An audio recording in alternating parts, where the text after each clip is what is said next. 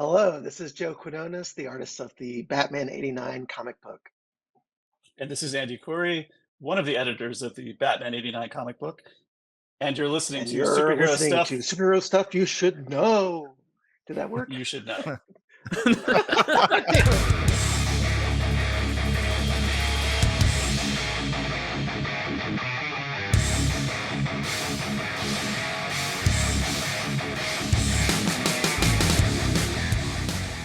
Welcome once again to Superhero Stuff You Should Know, or as we are 70% of the time, Batman '89 Stuff You Should Know.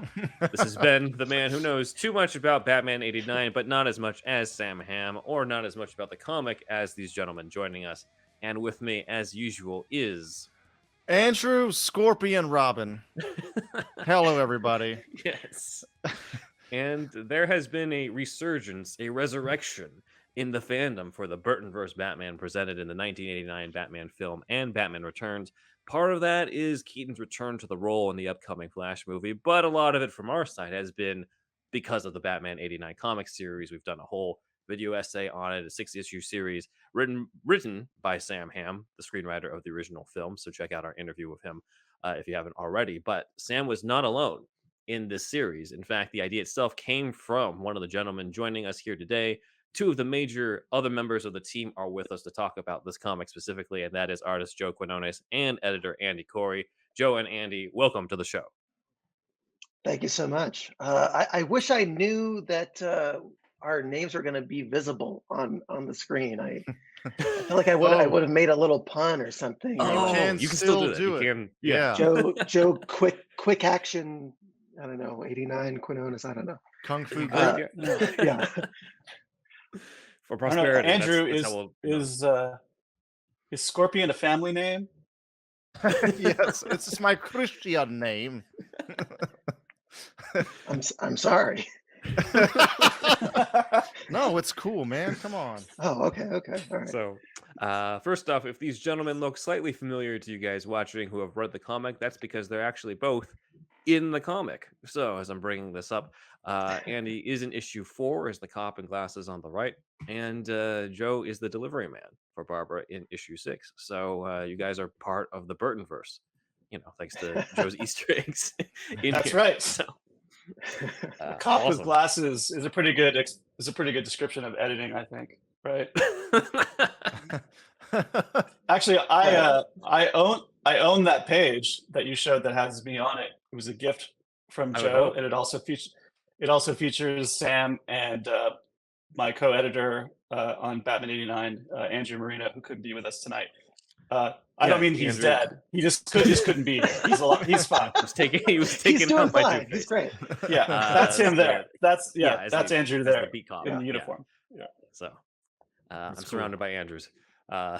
For me, a lot. I hadn't planned on cameoing myself, but that was the last issue, and I was just working against the clock to get pages in, and I just took a reference photo for that, and I was like, whatever, it's me now. I don't have enough brain capacity to make this a character, so it's just me wearing I mean, you put so Right. many a in GPS here. hat. I was like, you earned putting yourself in this. Just the amount of Easter eggs that are in this, and then there's a few that I know I did not point out in those videos that we'll go over when I caught them later in like the third or fourth reread.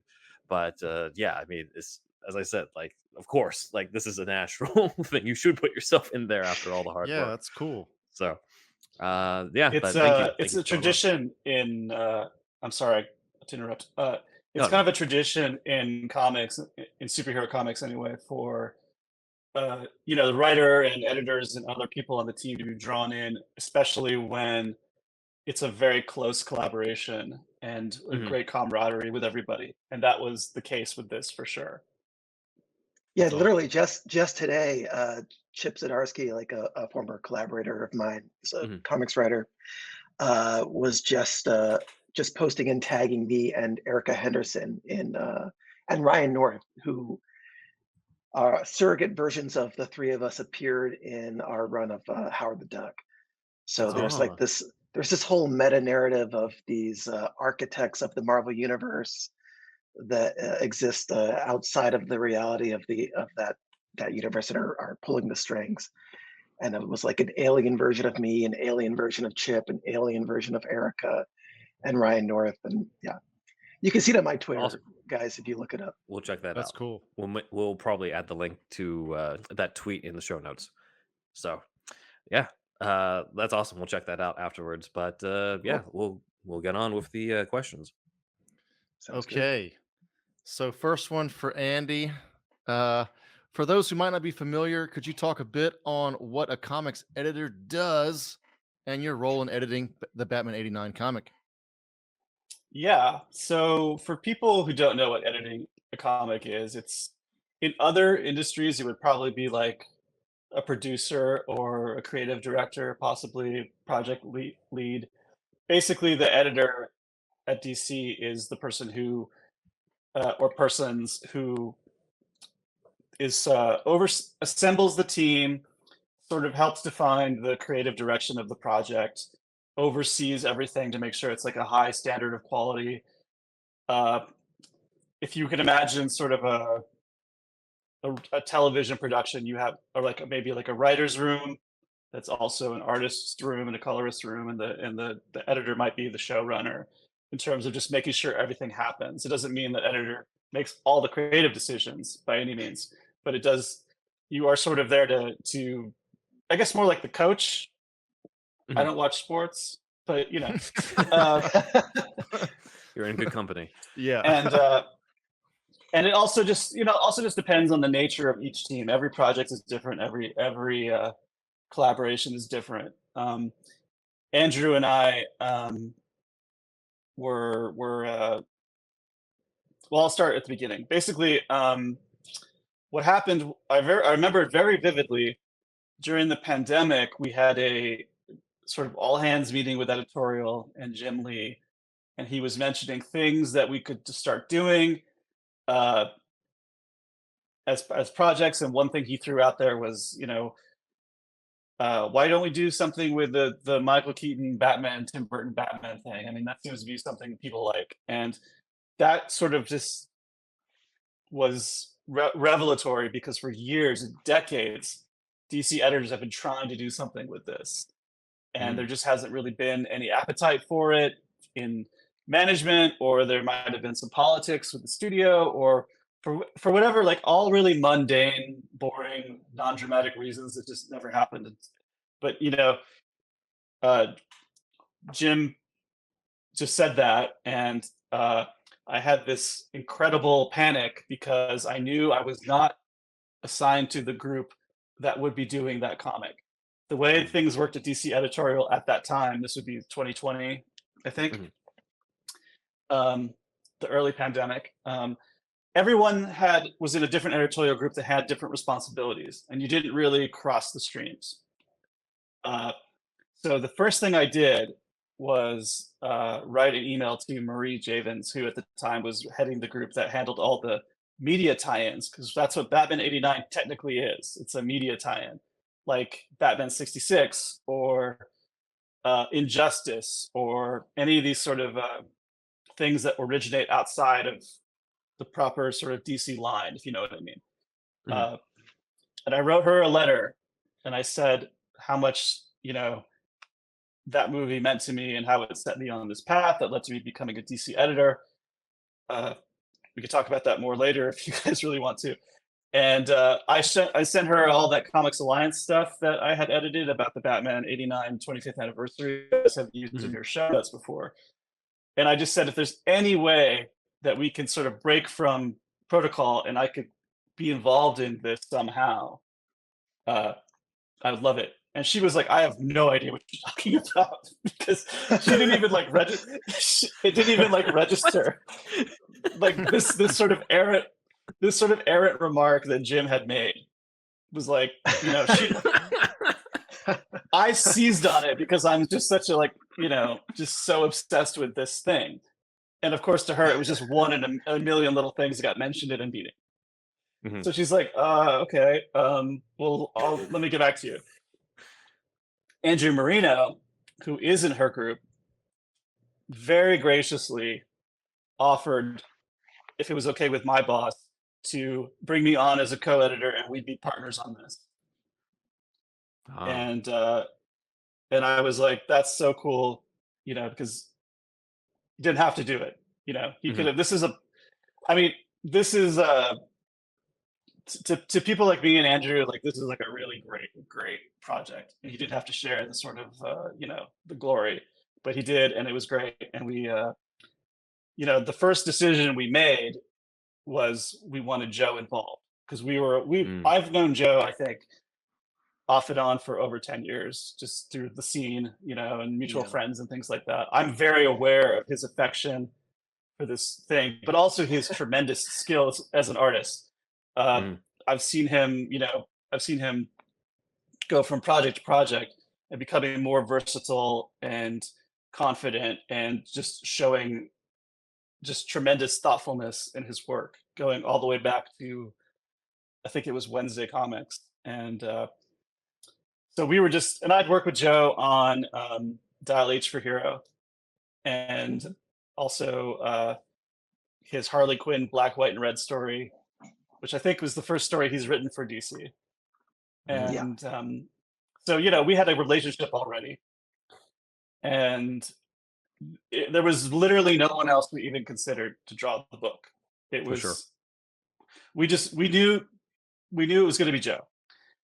That was the first decision we made. And then before we started talking about writers and things like that, we decided, and we agreed on everything. Andrew and I were very simpatico. Like, we knew that we wanted to treat whatever this was going to be like a prestige graphic novel that would one day be like a perennial bestseller, like so many DC graphic novels you could think of. Like, we didn't want to treat it as sort of a disposable, cute kind of thing. Like, we wanted it to be like, feel to fans of this world and these films, feel like a worthy companion piece to those. So we knew that whatever it was going to be would have to have like a big dramatic arc that was worthy of that, and also that we were going to we had to follow up on the promise of those original films with respect to their versions of Harvey Dent, and but also not limit ourselves to characters that existed at the time those were made. For example, we wanted to take advantage of all the sort of developments in DC mythology that have happened since then. For example, if we wanted to use Harley Quinn, we could. That was like something we allowed, even though Harley Quinn did not exist when those things were created. You know what I mean? Like, we were not going to sort of slave ourselves to the fidelity of the time period to that degree, but we were going to try to do everything we could to make this feel part of a whole, like a third film in a trilogy, if you will. And so a lot of study took place in terms of watching the films and analyzing them and things like that, just so we could make sure we were on the same page, and that, because it just seemed like and we also had the luxury of time. There was not, at that stage anyway, there wasn't like a train we had to keep up with. I mean, we sort of knew that the Flash movie was going to happen, but it's, as it turned out, we lapped that by quite a ways. So that one thing did not have to do with the other, is what you're saying. Yeah. So those are sort of the early discussions, was like sort of philosophical questions. What is this? What do people actually want from it? And what don't they want from it?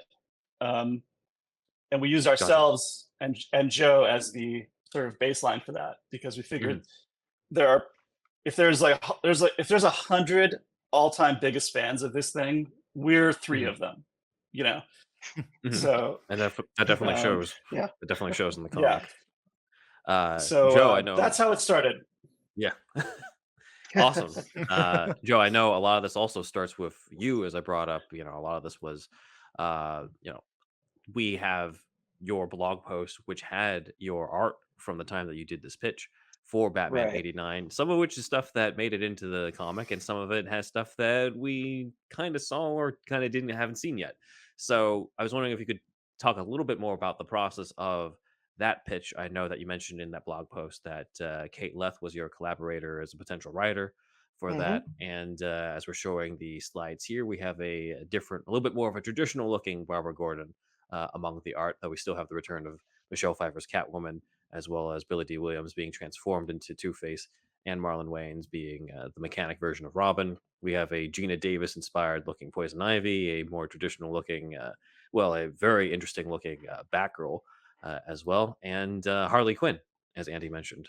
So yeah, tell us the story about this original pitch.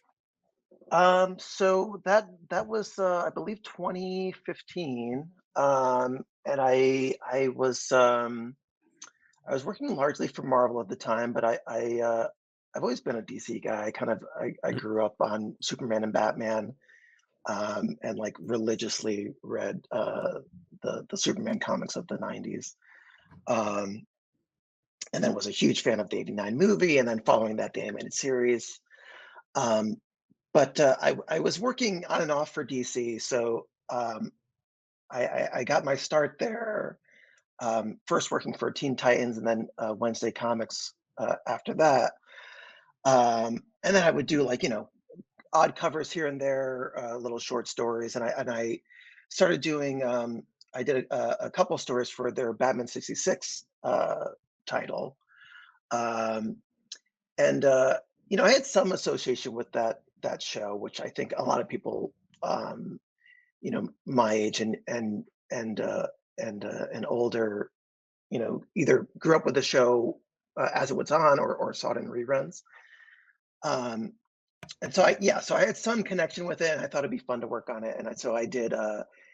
Part of what I found to be what was so interesting and fun about it is that it's continuing the world that was established on this bygone Mhm. TV show, but it's folding in all of this extra lore and things uh, that weren't established until decades later, Mhm. as though they were always part of the show, and that they unfolded within the regular timeline of events in the late '60s. So in the two issues that I did, we saw the introduction of Dr. Harleen Quinzel, Mm. but it was the 1966 version of that. Um, and I was so smitten with that concept. I was really taken by it. So um, I remember I was talking back and forth with my editor on that book, Jim Chadwick, and he's great. He's at DC there still now. And we were throwing around ideas of me coming back and doing some one shots as a follow up in the Batman '66 world. We talked about doing a Batgirl story for a while, and it didn't quite work out. But I remember just kind of thinking about it. And I was spitballing with my friend Jordan Gibson, he's we've collaborated several times. He's often my colorist, but he's also a comic artist in his own right. Did some of the Batman The Adventures Continue Mm. issues recently in the past year or so. Um, but yeah, we were talking back and forth, and I was like, wouldn't it be so cool if they did a Batman '89 book in the tradition of Batman '66, the same sort of concept, just sort of what comes next, following in the world that was already established. And Jordan was like, "Well, like, I think that's you, dummy. Why don't you pitch that?" uh, and I was like, "Oh yeah, okay, hey, maybe." So that led to me just out of the blue writing Jim and asking him if he'd be up for me putting together a pitch, and he said, "I guess, I don't know, whatever." Uh, and so I did. I kind of just like it was just a kind of a wild pitch, and I knew it was a long shot of it ever happening at all. But I was so passionate about it, I just wanted to like get the idea out there. And Kate was writing comics regularly at the time, so I asked her if she would want to help out, and I know she was a big fan of Batman Returns, and so we decided to pair up for that initial pitch. But I didn't really believe it would happen. but but yeah, I kind of threw everything out there, from just that I things that I always dreamt about happening in future movies that never happened, and rumors Mhm. that I'd heard about. So things like, the kid showing up on Batman Returns and being a mechanic, and Mhm. it supposedly being Marlon Wayans, and then carrying the thought exercise past that of like, what other Batman characters, what other Batman lore could we fold into a sequel Mhm. movie, and who might we cast as those characters, like what actors that would make sense within the time frame of like the mid to late 90s, who could you then cast as Harley Quinn, as Barbara Gordon, as Poison Ivy. Um, and the idea conceptually for me was that it would be, basically in the tradition of the uh, the comic book adaptations of the first two movies. So this would be, Mhm. so we had the Denny O'Neil, Jerry Ordway, original '89 adaptation, and then the Jose Luis Garcia Lopez, Mhm. version for Batman Returns. And so then this would be the Joe Quinones adaptation of the alternate universe third Mhm. movie that happened. Um, so that was the main concept, and I put it out there, and um, the DC powers that be that were like, thank you very much. I don't think so. I'll get back to you in 5 years. and and that was fine. And I just was like, well, I asked my editors, like, is it okay to show any of this stuff? I feel like it'd be fun to Mhm. share, and so that's how it ended up online. Mhm. And then I just didn't leave the idea alone for years afterward, and was always like posting little drawings and stuff. So Mhm. um, thankfully, I inception my way into Andy and Andrew's brains to be like, I'm the You guy. hacked into their dreams. We have to go uh, deeper. but yeah, I remember Well, the pandemic was in full force, and I remember Andy and I were working on, I believe, the Harley story at the time, and then you also emailed me out of the blue to be like, hey, no promises. We're talking about this might happen. What do you think? Are you still interested? I was like, yes, yes. I just like lunged at my computer, reply send, and Mhm. yeah, thankfully happened. that's right, Exactly. because another process of making comics at DC, at least at the time, was once you had a project sort of like conceptualized and you had people attached to do it, you had to get a final sort of green light for it. And Mhm. sometimes you don't get it for whatever reason. It's not because the comic is bad or whatever. It could just be, we don't see that, we don't think this will make money, or somebody else Right. in some other division is doing something with this, or whatever. There could be like a million reasons. So that's why I do remember that now that Joe mentions it, saying, I don't want you to get too excited about this because this might Mhm. not be a thing. Mm. But And fortunately, I it did kept become a thing. tempering it. Is Yes. there like a board of directors, or is it just Jim Lee on a golden throne? Just This doing we the shall make this. Like, Well, who- how at does the the time, the green light involved uh, sort of what we call buy-in from the heads of different departments, like marketing and sales, and also, of course, Jim and the other group editors. Like, because you want to hear people's opinions and things like that. And there's also at the time, I don't know if he's still there, but DC had a guy who was extremely adept at projections, financial projections.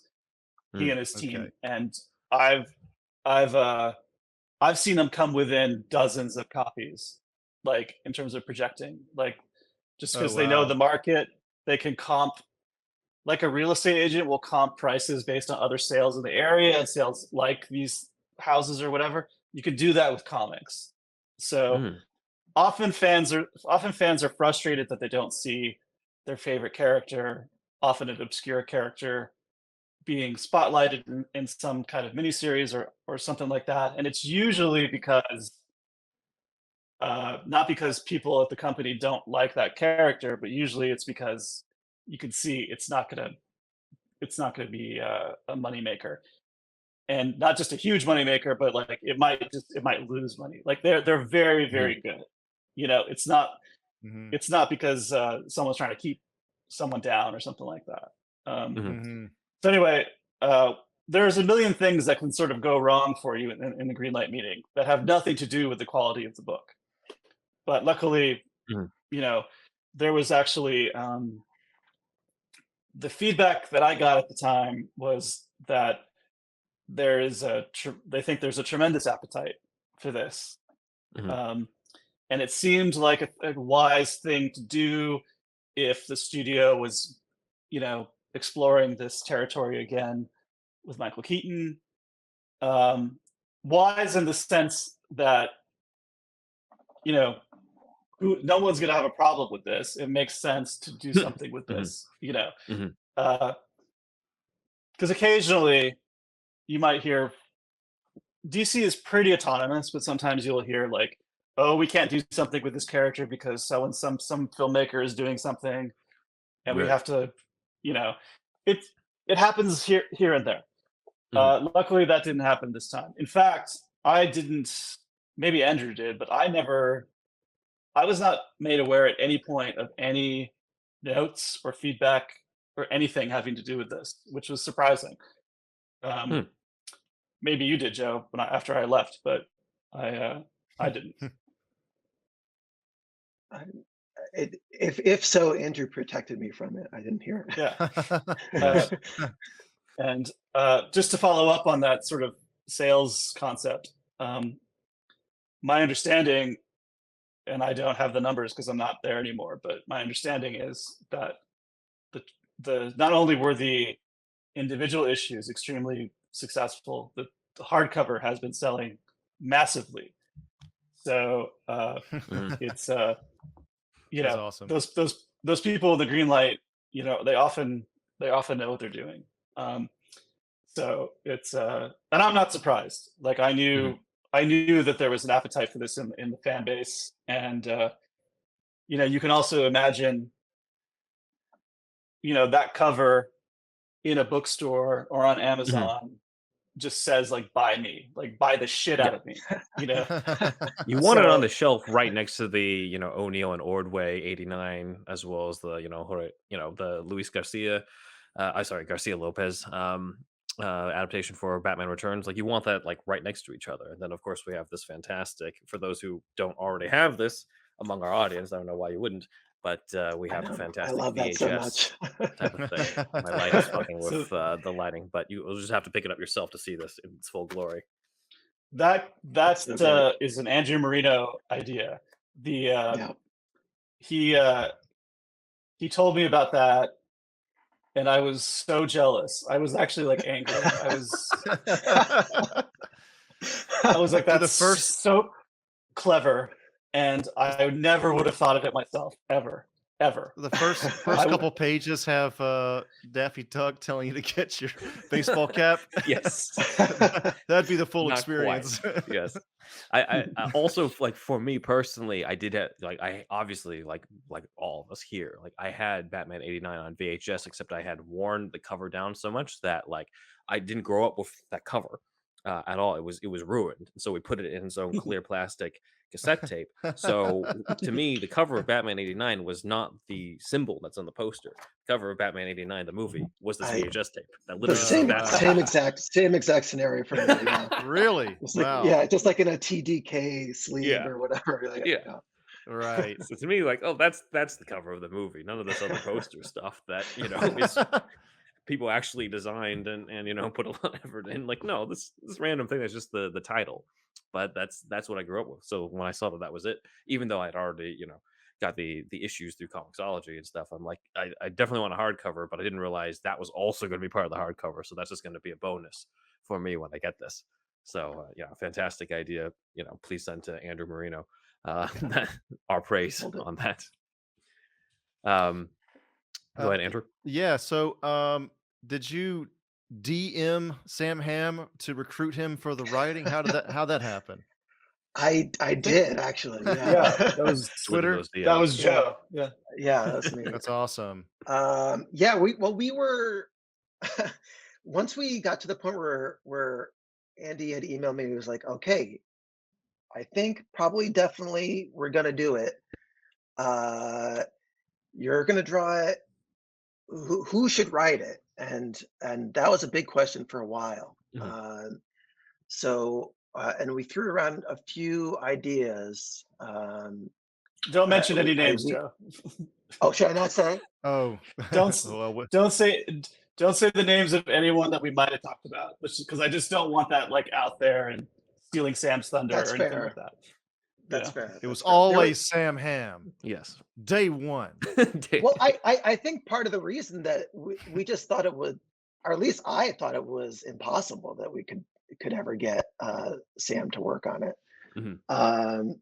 So yeah, so after a while we had kind of exhausted some options. And we talked about maybe me writing it, but I'd never written anything, so I'd only written one issue or one 8-page story before. It was like much more ambitious to do like a 6-issue arc. So Sure. that was very daunting to me. But yeah, so out of the eventually I thought, what's Sam Hamm up to?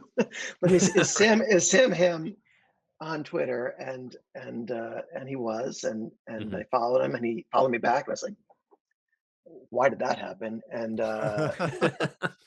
and he messaged me, and he was very nice. And he's like, I really enjoy your work. I'm Sam Hamm. I was like, hello, Sam Hamm. I know exactly who you are. You're amazing. I love you.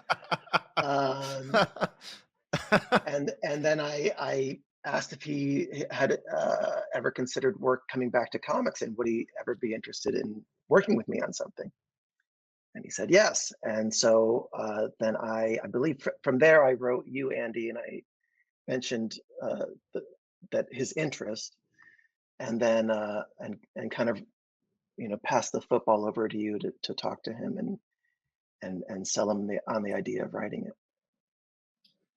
That's right. So Joe established a relationship with Sam, and it was one of those things where it was like Andrew and I looked at each other, through Zoom, and we were like, "This is so obvious.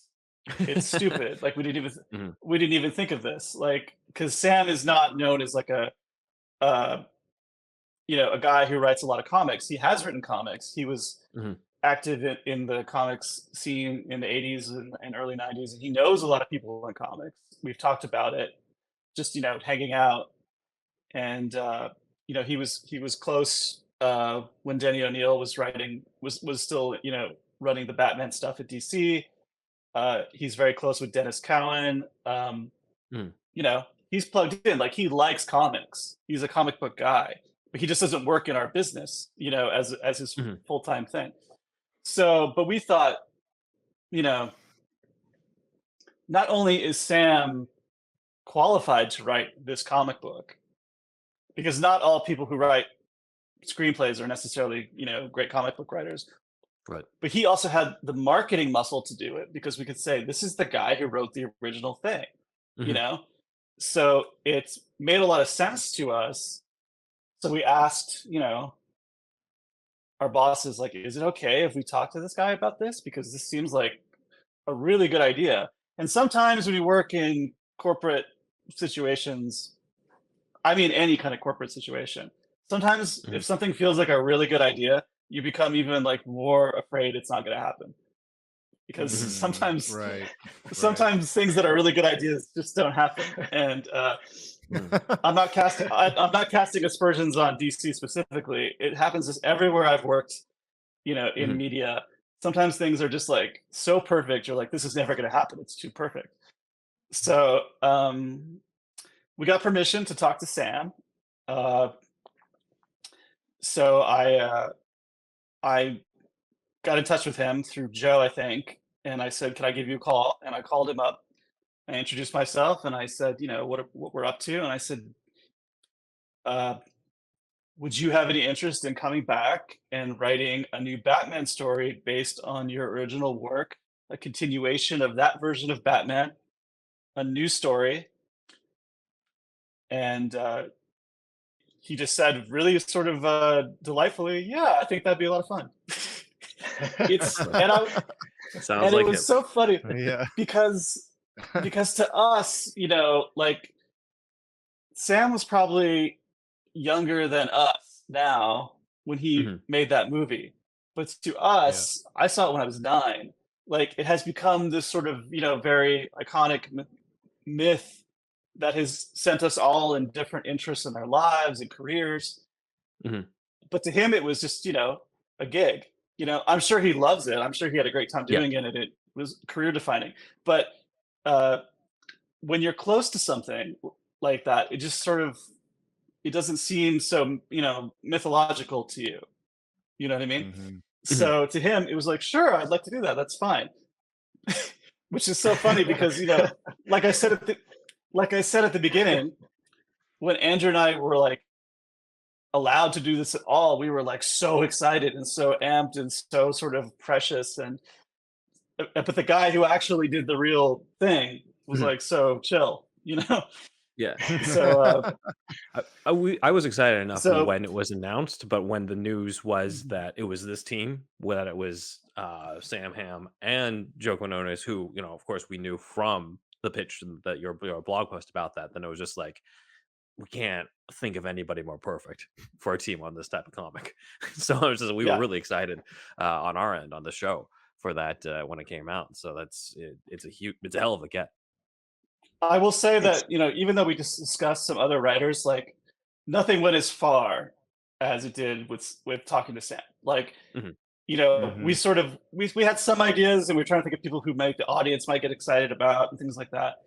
But, for whatever, there were all mundane reasons that we didn't go in one direction or the other. There were no big, I don't have any juicy stuff. I just want to make sure, like, there's not this little asterisk like you see on IMDb, like so-and-so might have been cast in this movie, forever.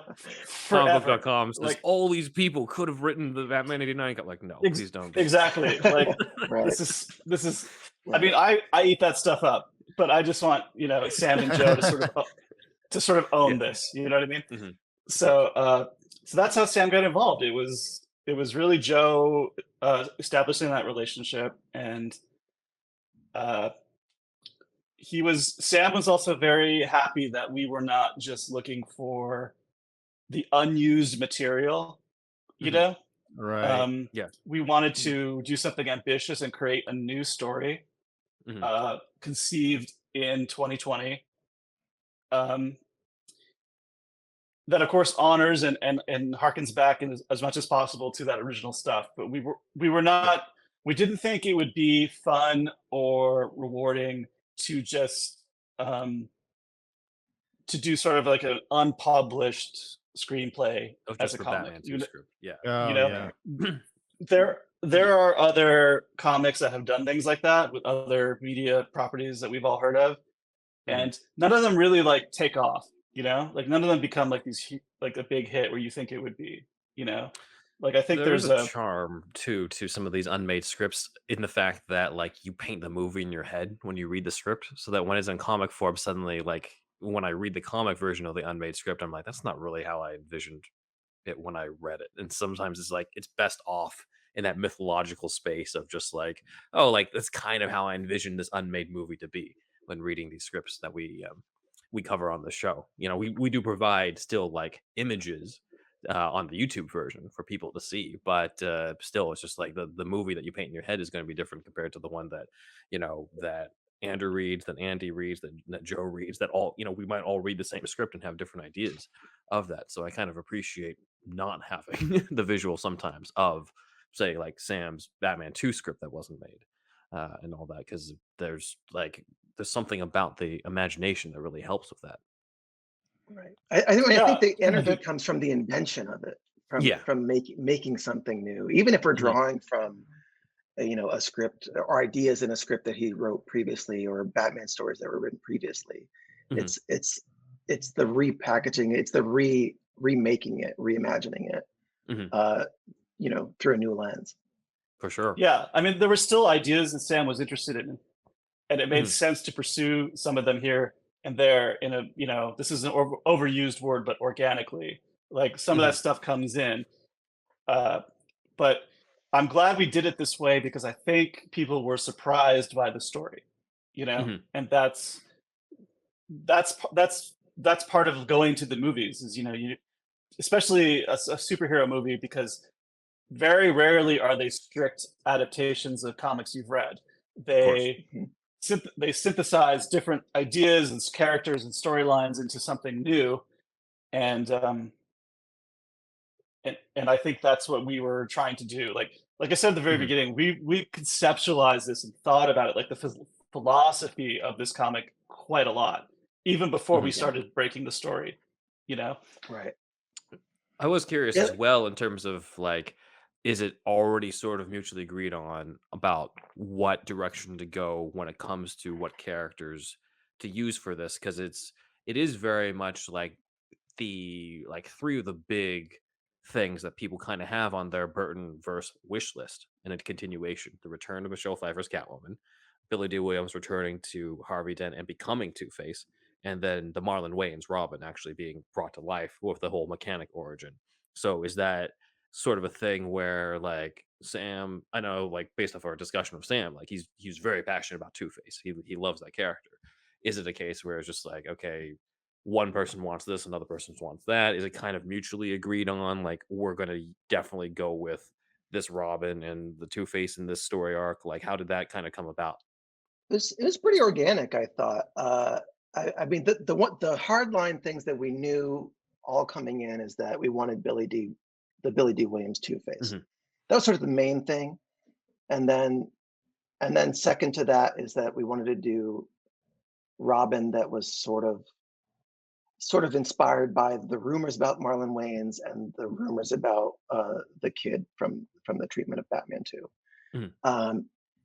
And we didn't know quite exactly what it would be, but that was like a vague starting point. And then third to that was like, well, I love Catwoman. We all love Catwoman. If we could figure out a way to bring her back, let's do it. That last shot of Batman Returns is so great. Yeah. And then and that's just that was our baseline, I think, for all of us coming in. I don't think any of us were all like, I want Clayface, Yeah, there were no sort of disagreements at all amongst the team. It was this was probably the most close and fun collaboration I've had on any DC book I've worked on, because once we were all on board, we had like 2 or 3 really long Zoom calls, the 4 of us, the 2 editors and Joe and Sam, and we just sort of jammed a little bit, and someone would have an idea that would inspire someone else's idea, and we just sort of bounce the ball back and forth. And I remember taking notes in a Google Doc, and also some people sometimes, like offline, we'd have an idea, we'd add it into the Google Doc, and somebody would have like, oh, I have a better idea for that, and put it in, and all the while we were talking about the world. Like a lot of ideas came from the world building too, like trying to reconcile the 2 Gothams you see in the 2 movies. I think it was Joe's idea that those, like the sort of Gotham Plaza you see in Batman Returns is sort of just a different part of town, and that was like the Bo Welch Gotham, and the Anton First Gotham was this part of town. So we thought, like, how can we expand this? And that's how we came upon Burnside, and how can we personalize Burnside? Maybe Two-Face is from Burnside, like that kind of stuff. Like it all sort of organically rolled out like that.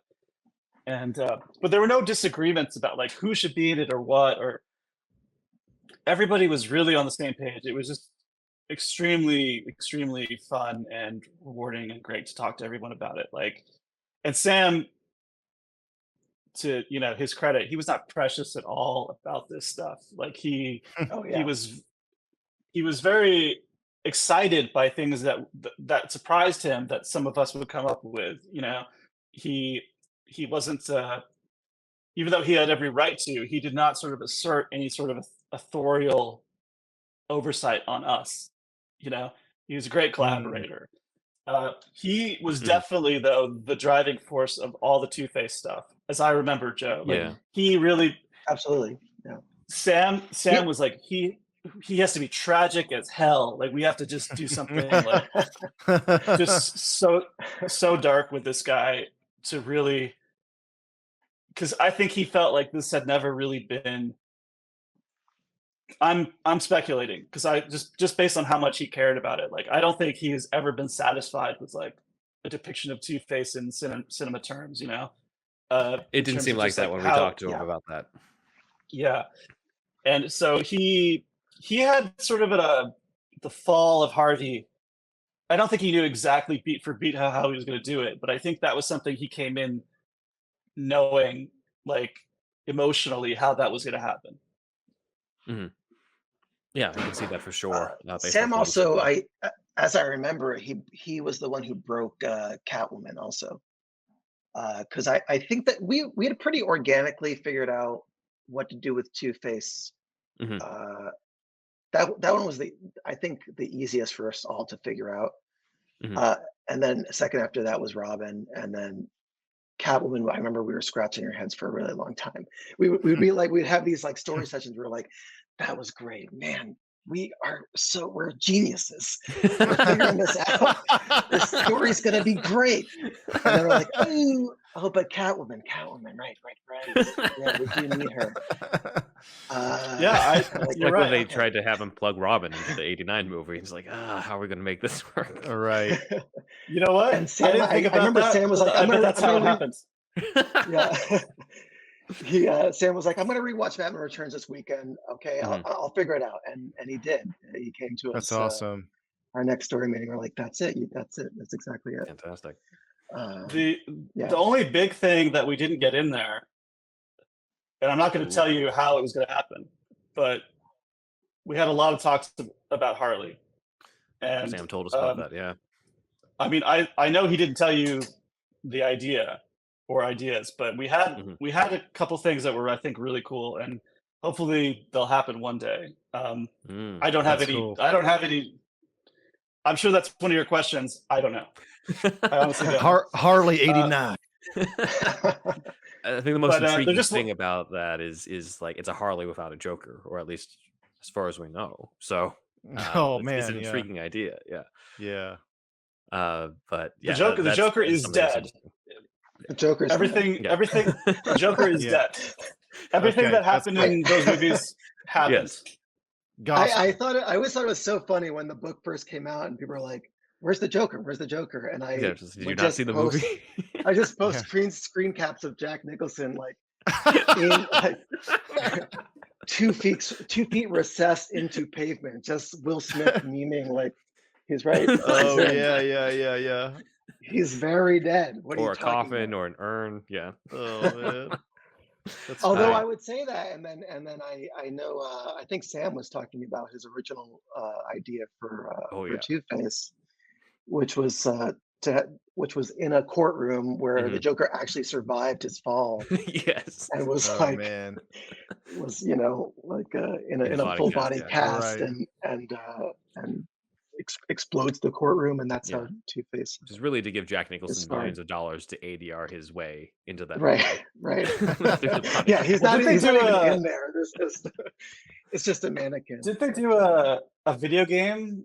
Batman Return of the Joker? There was the Return of the Joker video game that was like somewhat tied into the Batman '89 video game. So like that's kind of a thing, but I don't think they really explained like how. Did they ever explain how he came back? No. This was like a Game Boy game or something, right? It was like they didn't care about story too much in those days. I think we were not as obsessive about continuity and multiverse. These days, especially in a video game at that time, they did not care. Yeah, when you bring someone back, it must have been nice. What? How? So a lot of fans have noticed kind of the evolution of these characters that you've provided, Joe, in these designs. I mean, the bat suit has changed in the new comic that, you know, I've always brought up, like, haven't you seen these movies? You know that these suits change from like movie to movie. But in the comic, you know, he Right. now has the retractable lenses. He's got the purple within the cape, and then you know, in terms of the designs of some of the characters who aren't costumed, we now have an Alfred with a mustache. We got Gordon with glasses. We have, you know, the Alfred and Gordon we grew up with, who are a little different, a little bit more comic book traditional. And then we have Bullock in the center, who's kind of a love child of Bob Costanzo and Bob Hoskins. Uh, did these have? I was curious about how it works with these when it comes to likeness rights. Are these variations due to likeness rights? Do you already have likeness rights because, you know, DC's owned by Warner Brothers and Warner Brothers owns the movie? Like, how does this work in terms of the resemblances Um, of these I characters to what's in the movies? I was told that we do not have likeness rights, Mm, but I can come right up to the edge. I could kind of get as close as I can get away with. Um, but I was totally okay with that because I didn't want to be slavish to any one likeness where I'd be, you know, trying to perfectly capture, mhm, this person or that. And instead could, take advantage of the language of comics and cartooning and take what these actors look like and what these characters look like, but kind of run them through the filter of my own artistic sensibilities mhm, and take my own liberties with them so that they evoke, at least to me, the essence of the character, for sure. as opposed to this specific actor. If you compare to any one drawing of Harvey or Two Face, it's not an exact likeness of Billy D. Williams, but I'm trying to evoke Billy D. Williams. Mhm, I want that same kind of sense of cool and swagger.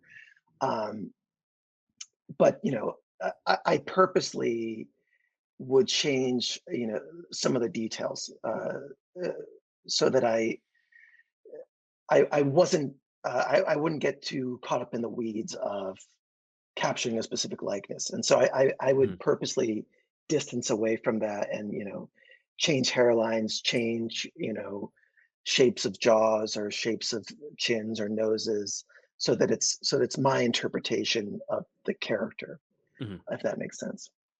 For sure, and also it's in a way that you know, there's that word organic again, but it feels organic in the sense that, like, well, like when Alfred's older, you can see him grow a mustache. When you see Gordon's older, you can see him get glasses. Like it makes sense It's in also a this shout world. out to the '60s version of Alfred.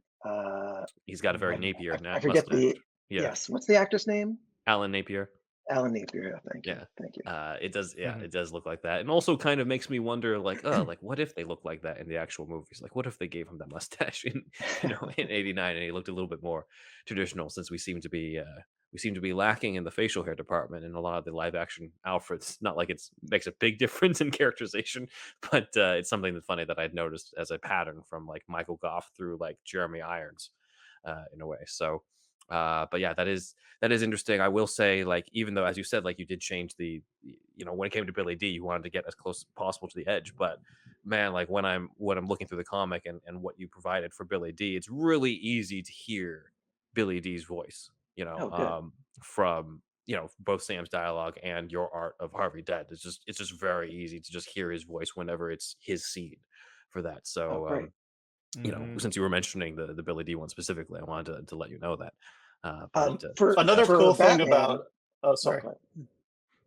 Oh, I Another was going cool to thing say. about Okay, Joe first, I then Andy. was going to say. Uh, for Batman, yeah, you were mentioning doing redesigns for him, and that Hmm. that goes back to the original concept of it being a sequel. So Hmm. if you go from movie to movie, every new movie production, the good ones anyway, they're trying to build upon what was done before, but not repeat themselves. And so you're you're trying to improve upon yourself. And so the Batsuit changes between Batman and Batman Returns.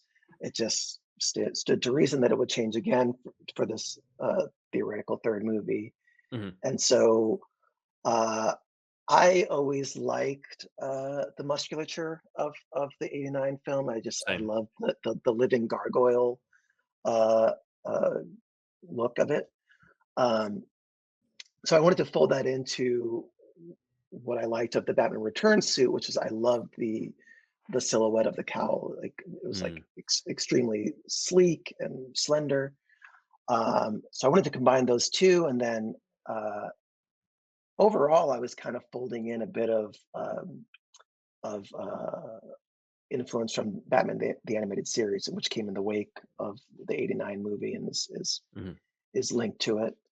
Um, but is also my other great Batman love. So I just kind of almost reflexively was folding in elements of that into all the characters' design. So that's how you have the Yeah. counter shading on Batman's cape of the deep purpley blue on the inside. Yeah, it's a fantastic fusion of the '89 suit, the return suit, and the animated series bat suit as well. It's just it's great, and just I totally agree about the musculature as well. Like when you brought that back, I'm like, okay, like this is good.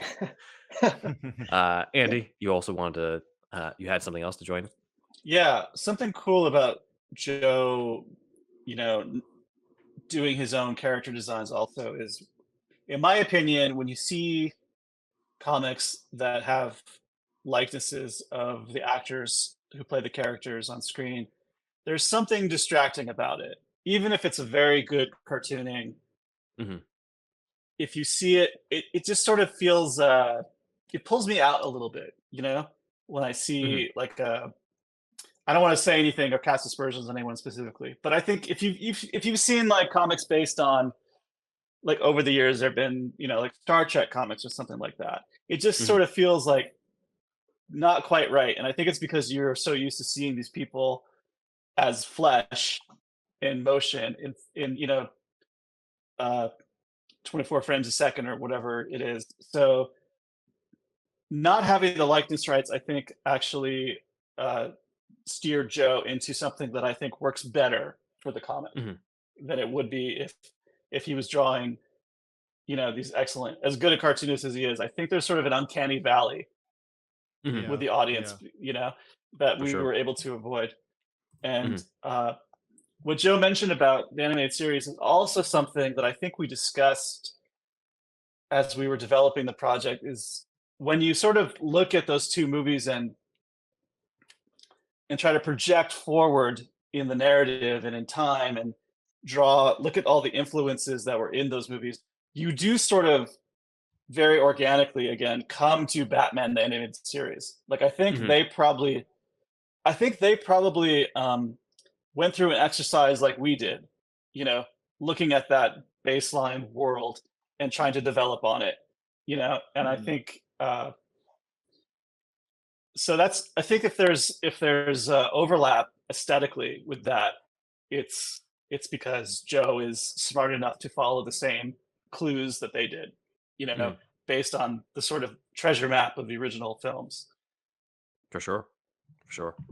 Uh, Also, one of the designs here is Robin, which, leading into Andrew's question, I know that's one of his Yeah, favorites. I do like this one. So yeah, what led to going in this direction for the Drake Winston Robin? Let's yeah. Um, well, we talked early on about about adapting the kid. So Hmm. I think what I had known is that there was rumors of a mechanic character showing up in early scripts of the second Batman film. Um, and then, yeah, as I said before, we knew about the Marlon Wayans casting or initial casting, and and that I had folded into the artwork for the initial pitch. So Hmm. all I had done really was just I had a drawing of basically Marlon Wayans in like a mechanics from like grease jockey, Hmm. kind of cleaning his hands with the oil in his hand, and he has an R emblem on the jumpsuit. My thinking was that the R is for whatever the name of the auto body shop is. Mhm. And I didn't put any more thought into it past that. But looking to designing Robin for the book, we I remember we had early story breaking talks where we were like, do we want it to be Dick Grayson? Do we want it to be Tim Drake? Mhm. And we settled pretty early on that it should be none of them, and that instead we should sort of trailblaze our own version and kind of cherry pick the pieces of backstory or the personality types or eccentricities that we like from the Robins that from various Robins to compress into this new version. Because I don't know, I wasn't particularly sure that any one of them worked perfectly within the world that Tim Burton had established. Mhm. And I found it, at least personally, I found it freeing to not be weighted down by that. We were able to, I think, then create a Robin that could fully exist in this world, where we weren't just trying to, insert, Bruce Wayne goes to the circus randomly in issue exactly, 2. exactly. And you have to draw 1 million people in the background. That was the main thing. I didn't want to do any crowd scenes. And, Were there any kind of like particular influences for the hood and the face mask? well, I was looking at a lot of the early design. So I believe DC had commissioned a bunch of comic artists in the '90s alongside when they were figuring out Batman 2 Mhm. to kind of come at Robin. How would you redesign Robin? Mhm. And I think that eventually ended up in the Neil Adams design that we saw for Robin #1. Mhm. Andy, correct me if I'm wrong here, but there were some designs that he did that kind of led to that, and then there's various other comic artists. I think Norm Brayfogle did a bunch of them as well. Okay. Yeah, But I it just was you're right. Like a lot of them designed a bunch of stuff, and it ended up being Neil Adams who nailed the Tim Drake design, from Mhm. which all subsequent Robins were cannibalized. Yep. From that design. But it Okay. was a little piece of trivia. It was, I think, Norm Brayfogle who drew him first in a published book, but it was a Neil design. Mhm. Okay. That's cool. Thank you. Yeah. yeah. So I just have I'm actually looking at the folder right now. I just have a folder for a bunch of the Brayfogle and Adams designs, and I think they're all great. And I just kind of like I personally I couldn't see any of them being on screen. I couldn't imagine them on screen. Mhm. But there were elements that I loved, and so like I liked, this scallop cape that Brayfogle drew. I liked the reverse coloring that Adams did. Um, there's a Brayfogle drawing where he has Robin in a hood, and that got me thinking about doing a hood instead. Mhm. Um, and that made me think about I don't know if you guys watched the HBO Watchmen series that came out a couple Yes. years ago. Oh, yeah, the cops with the Uh, yellow bandana. right, the color, Yeah. yeah. The So mask. Oh there's yeah. the main cop who has the black hood, and then all the other cops who wear the yellow bandana over their Mhm. face. And I found it so striking as I was watching it, and I think that just kind of planted in my brain. Mhm. Um, That's awesome. so all of that stuff kind of was kind of swarming around and then finally coalesced into the Robin drawing. Mhm. I just kind of thinking about that, I kind of like just did a freestyle drawing just in my sketchbook, um, trying to just like keeping those like vague ideas in my head of like scallop cape, hood, Mhm. mask, um, bird, and Right.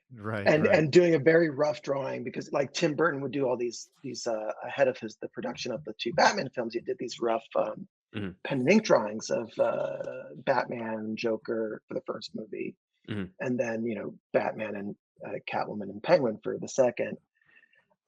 And they're just very simple drawings, but they nail down the essence of those characters. Mhm. And so I wanted to try the same thing. I did it for Two-Face, and I did it for Robin, and that was the first drawing I did of him, and I just kind of built from there. And then I went through several, like dozens of iterations of long cape, short cape, straight cape, scallop cape. You know, but the one thing I settled on early on is that I really liked the hood idea. Okay. Yeah. That's Um, cool. Yeah. and I didn't like the idea of a domino mask. Um, it was hard for me to visualize a hero wearing a domino mask in a Tim Burton film. Mhm. Um, just something about the design aesthetic of Batman that he established in the first movie is like it is on purpose. I feel so far removed from the aesthetics of the comics, and then following that the 60s show of men wearing tights. Mhm. That I don't know. It's so linked to that the domino mask. I just couldn't make the leap visually. So It's interesting. You almost went for the reverse because it's his yeah, eyes Yes. that are I was I just so. thinking I that. did. I was thinking the same thing. Yeah, Yeah.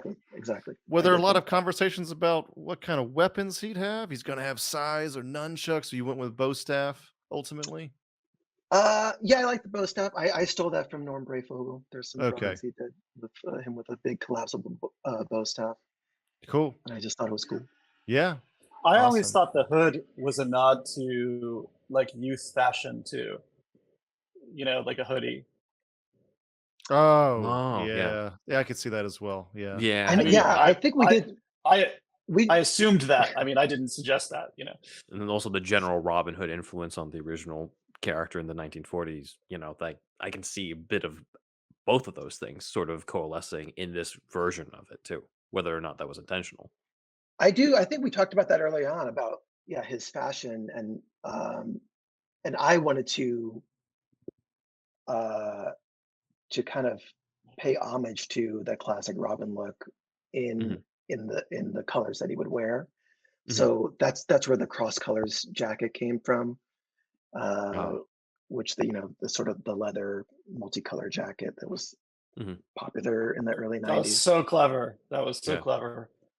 You see Mhm. why he's the best guy. Thank Like you. that little touch. Like Mhm. if you're old enough to remember those jackets, it fits so perfectly into the time period and the world. And it's also something you can imagine in the Burton world as well.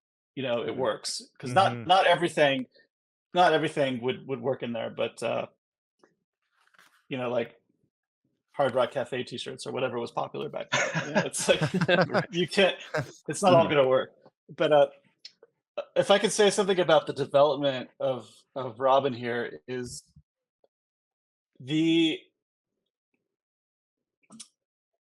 I think the initial idea was to just sort of amalgamize different Robins into a new Robin, but Mhm. the world building really made that not make sense anymore. The mechanic thing that Joe had mentioned gave us the idea to make sort of Burnside an impoverished but formerly prosperous automotive sort of section of town. Like Mhm. there was an industry there once. Yeah. And that was born out of the mechanic idea, and from there you get to the idea of the what happened, and you get the Bruce's great grandparents and things like that. Like it all sort of came out of there, Mhm. and it made the further down that sort of road we went, more and more this Robin began to cast off other Robin's sort of concepts and become his own character. And Mhm. that's something that I'm very happy with. Like, I really feel like we created a new Robin, not Mhm. just a remix of other Robins, you know? I mean, we Right. we borrowed the name Drake, you know, Right. but he I think about, because as an editor, like you're used to readers sort of asking questions and feeling attached to things that they're sometimes very ephemeral, like alternate versions of characters, or uh, Mhm. characters who only appear once or twice, or something like that. And Mhm.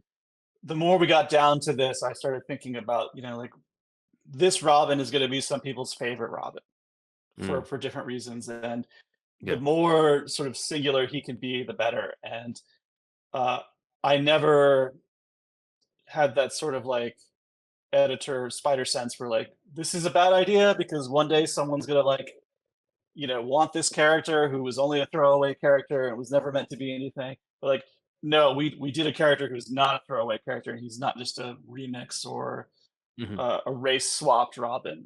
He's like, Yeah. he's his own character. And I I'm just very proud, especially with the execution of his story in the book that the guys Mhm. did after I left.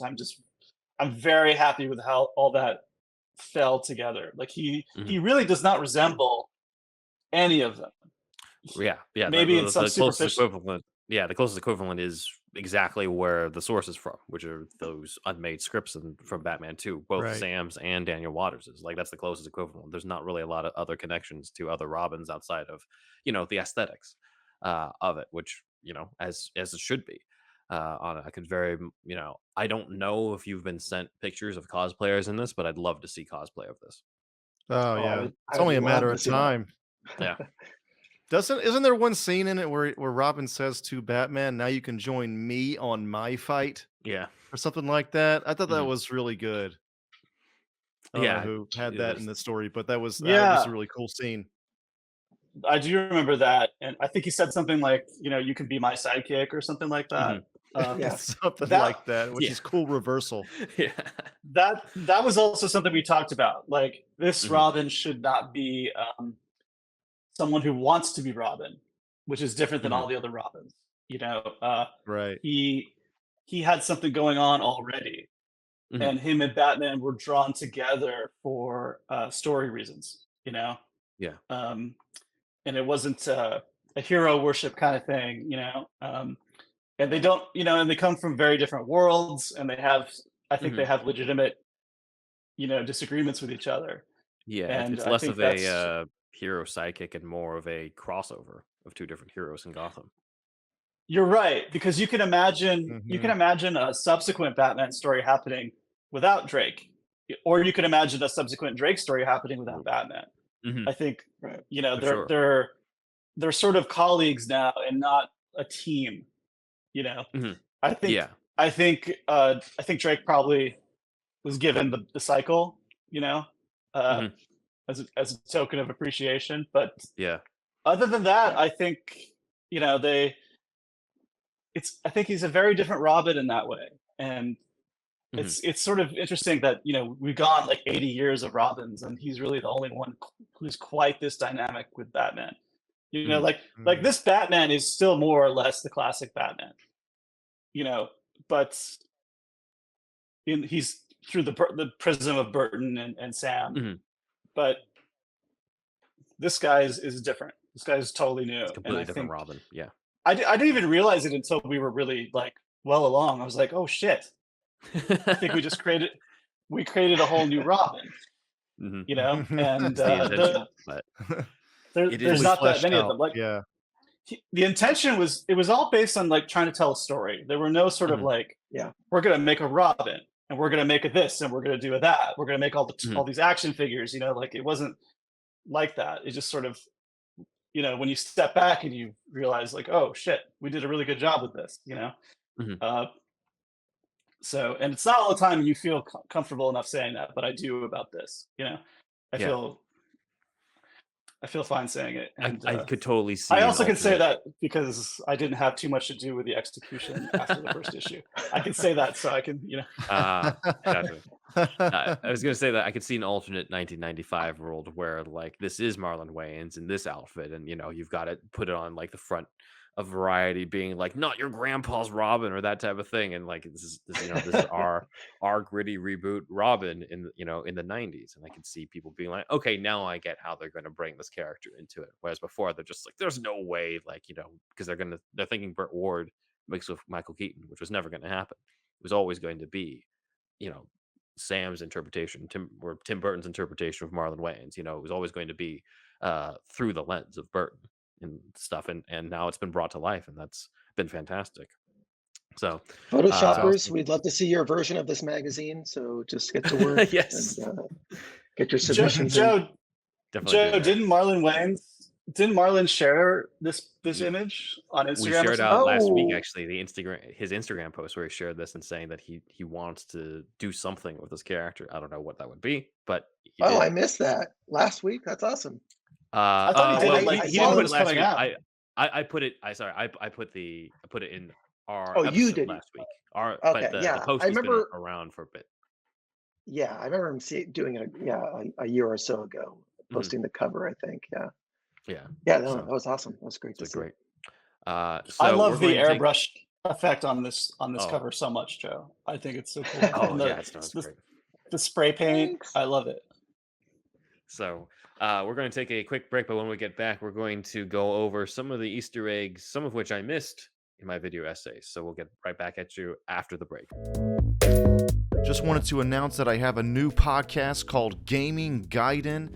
It's about retro gaming. It's a lot about Japanese to English translation. In this first season, it will be 10 episodes each season. First season will be dropping soon, much sooner than I'm on a Recon.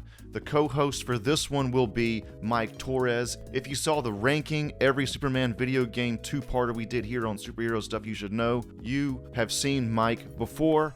So yes, if you like video games, if you've been interested in Japanese ever, we're going to be talking a lot about just Japan in general, Japanese cultural differences as well, and we also are going to have a lot of talk about 90s video game magazines such as Electronic Gaming Monthly, aka EGM, so stay tuned for that. So please be on the lookout for Gaming Gaiden podcast coming soon. Ellen, in 15 seconds, what is Nice Games Club? It's our game dev podcast. Steven, help! Game mechanics, accessibility, art and animation, level design, prototyping. Everything that goes into making video games. How's that, Mark? Nice. Listen to Nice Games Club wherever you get your podcasts or at nicegames.club. Need some adventure in your life? What Mad Universe is a podcast where two guys delve into the history of sci-fi, fantasy, and horror, and the impact it's had on pop culture. Everything's the same politically, but we have ray guns. The actual motive isn't to explore something that's, quote, scientifically possible, But neither is Star Wars, and I know there's arguments about that, but I would definitely consider Star Wars science fiction. You haven't read Dune! No, I haven't. You can never be the Kwisatz Haderach. What Mad Universe on the HyperX Podcast Network. What's that? Majestically cresting the horizon as it makes its way into port. Why, it's the brand new HyperX Armada monitors, mounts, and arms. Both the HyperX Armada 25 and 27 gaming monitors come bundled with the sturdy HyperX Armada mount and arm. If you need every split second of advantage when gaming, the Full HD Armada 25 and its 240Hz refresh rate are for you. If you like to soak in the graphical majesty of your gaming, you'll be eyeing the Quad HD Armada 27 with an 165Hz refresh rate. Set sail for HyperX.com or Amazon.com to start making your display Armada. If you're a shrewd shopper, it's about to be your favorite time of the year. HyperX will be running massive sales for the holiday season. Get up to 50% off some of our most popular products like the Ultra Comfy Cloud 2 headset, the tough, responsive Alloy Origins mechanical keyboard, and the fan favorite Quadcast USB microphone. Sales will be going on at all major e-tailers, but be sure to head to hyperx.com and sign up for the newsletter to get the scoop on the biggest deals. Happy holidays from HyperX. What exactly is a chicken wing on a string? And we are back, and we're going to discuss a lot of the Easter eggs that I may have missed or haven't talked about yet in the video essay. So if you guys haven't checked it out yet, I have a video per issue on all the different things I caught, but I did not catch everything. And I also didn't get to see everything, apparently, because one of the designs that is featured in the hardcover is what I've pulled up here, which is Selena Kyle. This is an unused design where she's in a dress that does harken back to Selena in the Cat and the Claw two-parter in Batman the Animated Series. So I wanted to ask, where does this come in? Where's there going to be a plan to have sort of Selena sort of fit in with the the Gotham social scene like in the animated series? Where does this come from?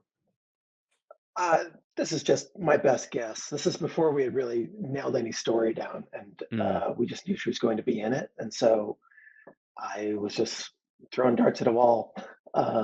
Nice. And if it sparked anything with Sam, then we could figure something out. But no. So I did use the little cat hairpin when Selena shows up at the GCPD. And that dress actually shows up in the final couple pages of issue 6, where in Bruce's dream sequence. Oh yeah. I think Leo colored it a different palette, but it's the same dress. Gotcha. I'm looking right now, actually, at that page. It's the fantasy sequence, right? Yeah. Okay. Oh yeah, I see it. Oh, he almost went closer to the colors in the cartoon. That's sort of yeah, actually, it's closer to the sort of dark pinkish, little He bit might of have just purple. been trained to do that at that point, because he just knew that that's where I kept steering him. I kept sending him palettes for characters. Like, look this. Gotcha. So that works. You've thrown in a lot of Easter eggs in these issues, which also gave me a lot of work to do per video, a lot of editing. When I'm like, I gotta add this and this. But I thought I would share a few things that I did not share in that, as well as give you the floor for anything that is commonly missed among fans on Easter eggs. So a few other things that I missed that I noticed in my latest reread was the fantasy scenario that Bruce proposes to Harvey, where it shows Harvey with a therapist who's using hypnosis on him, which of course is right out of the Two-Faced two-parter from the animated series.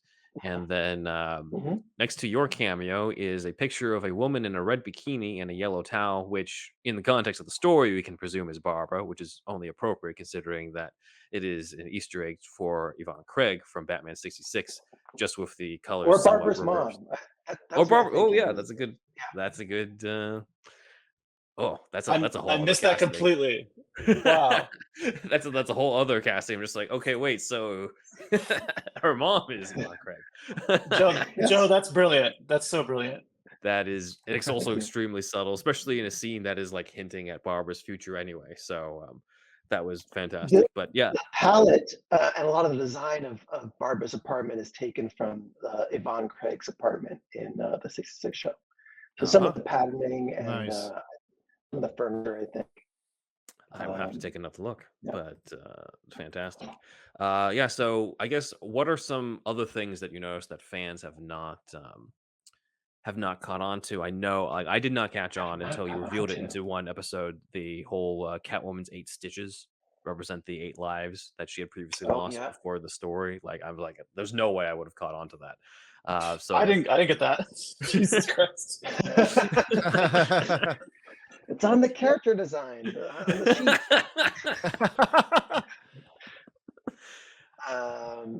Oh boy, I don't know.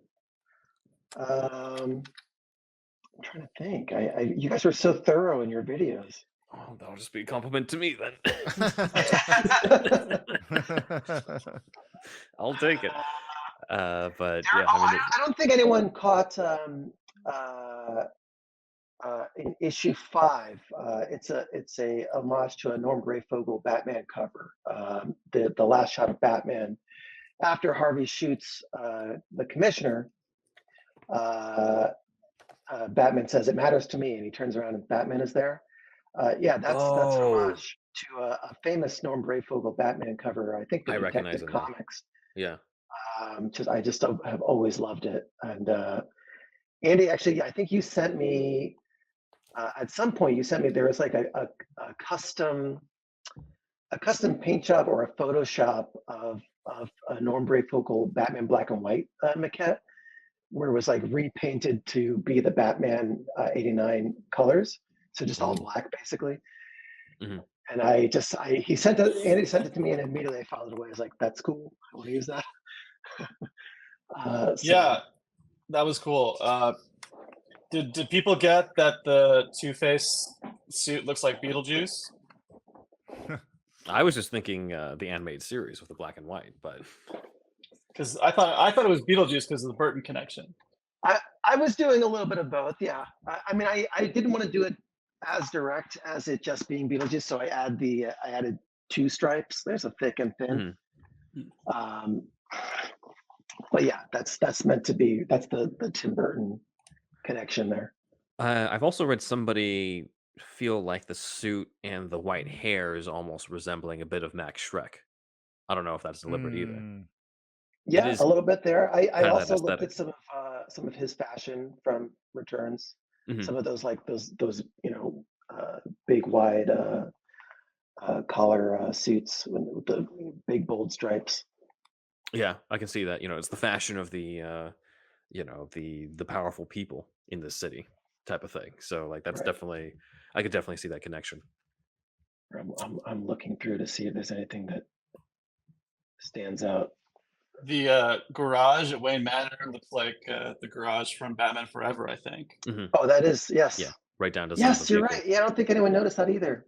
I put that in. Okay. Good. A lot of the masks that Harvey's gang are wearing yes. are they're Halloween masks, but they're based on old like movie monsters, like Phantom of the Opera, like Lon Chaney's. Oh like yeah, and as well as Frankenstein. the Weber musical as well, and one of them I'm seeing. Right, exactly. Gotcha. Awesome. I don't think she's named, but I think the news reporter is meant to be Summer Gleason, isn't she? Yes. That's what I thought too. Yeah. That's how Sam would refer to her in the scripts, but yeah, she's never named. Gotcha. There's a lot of Easter eggs on the Happy Halloween splash page in the first issue. Oh yeah. I think I took an hour editing That's that part. When I had to do that first essay, I'm like, all right, here we go. I really front loaded with the first issue. Mhm.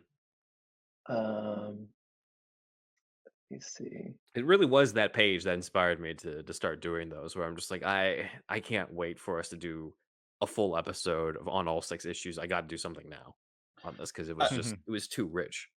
Joe is just he's so aware and studies all the sort of, I don't know what the word is, like the ephemera around the films, like the merchandising art, the action figures, even like behind the scenes photos and things like that, like things that I think, if we saw them, we'd say like, oh, I remember seeing that when I was a kid, or I had the movie book or something, the behind the scenes book, but like it's in the forefront of his mind. And it's one of those things, like, I don't know why this is a thing, but sometimes when your friends are like super talented, you're just like, fuck that guy.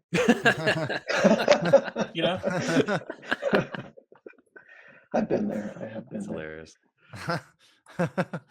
I'm looking through the book now, and I'm trying to Yeah. find stuff that maybe people didn't catch. But Yeah, no, there's definitely, it's very rich in all these. Joe, did you have catch, oh, sorry, go ahead. There's a shout out to I think a production photo from Batman Returns. I'm not sure if you caught this one, but it's when Selena and Bruce are in the mansion in issue 5, and they stop to talk in front of a portrait of Bruce's parents.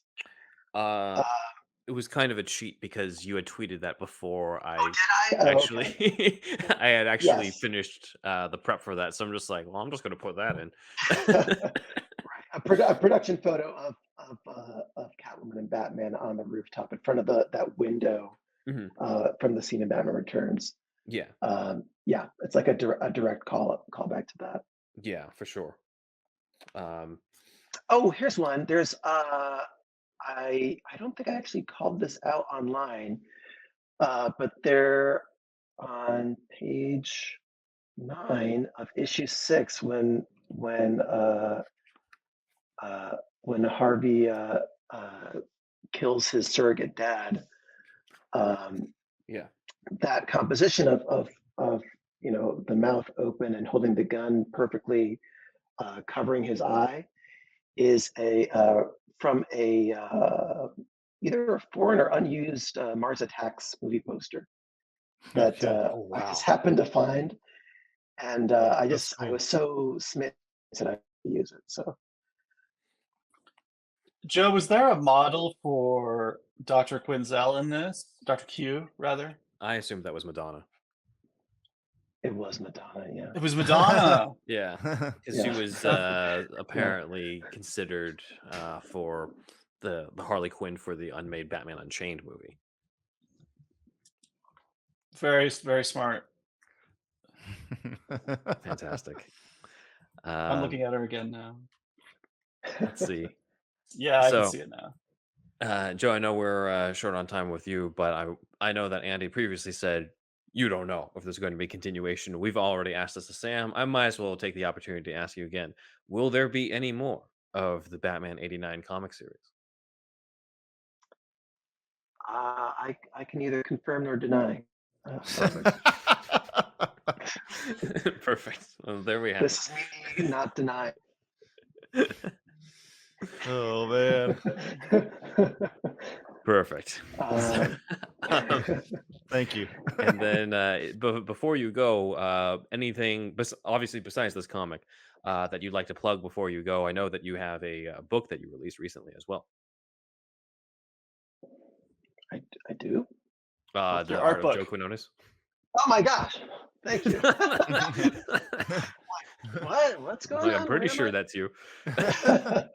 I did, yes, actually, yeah, and it's sold out. I'm putting in another order for them that's this awesome. week. So if anyone's interested in an art book of various drawings of mine and sketches and kind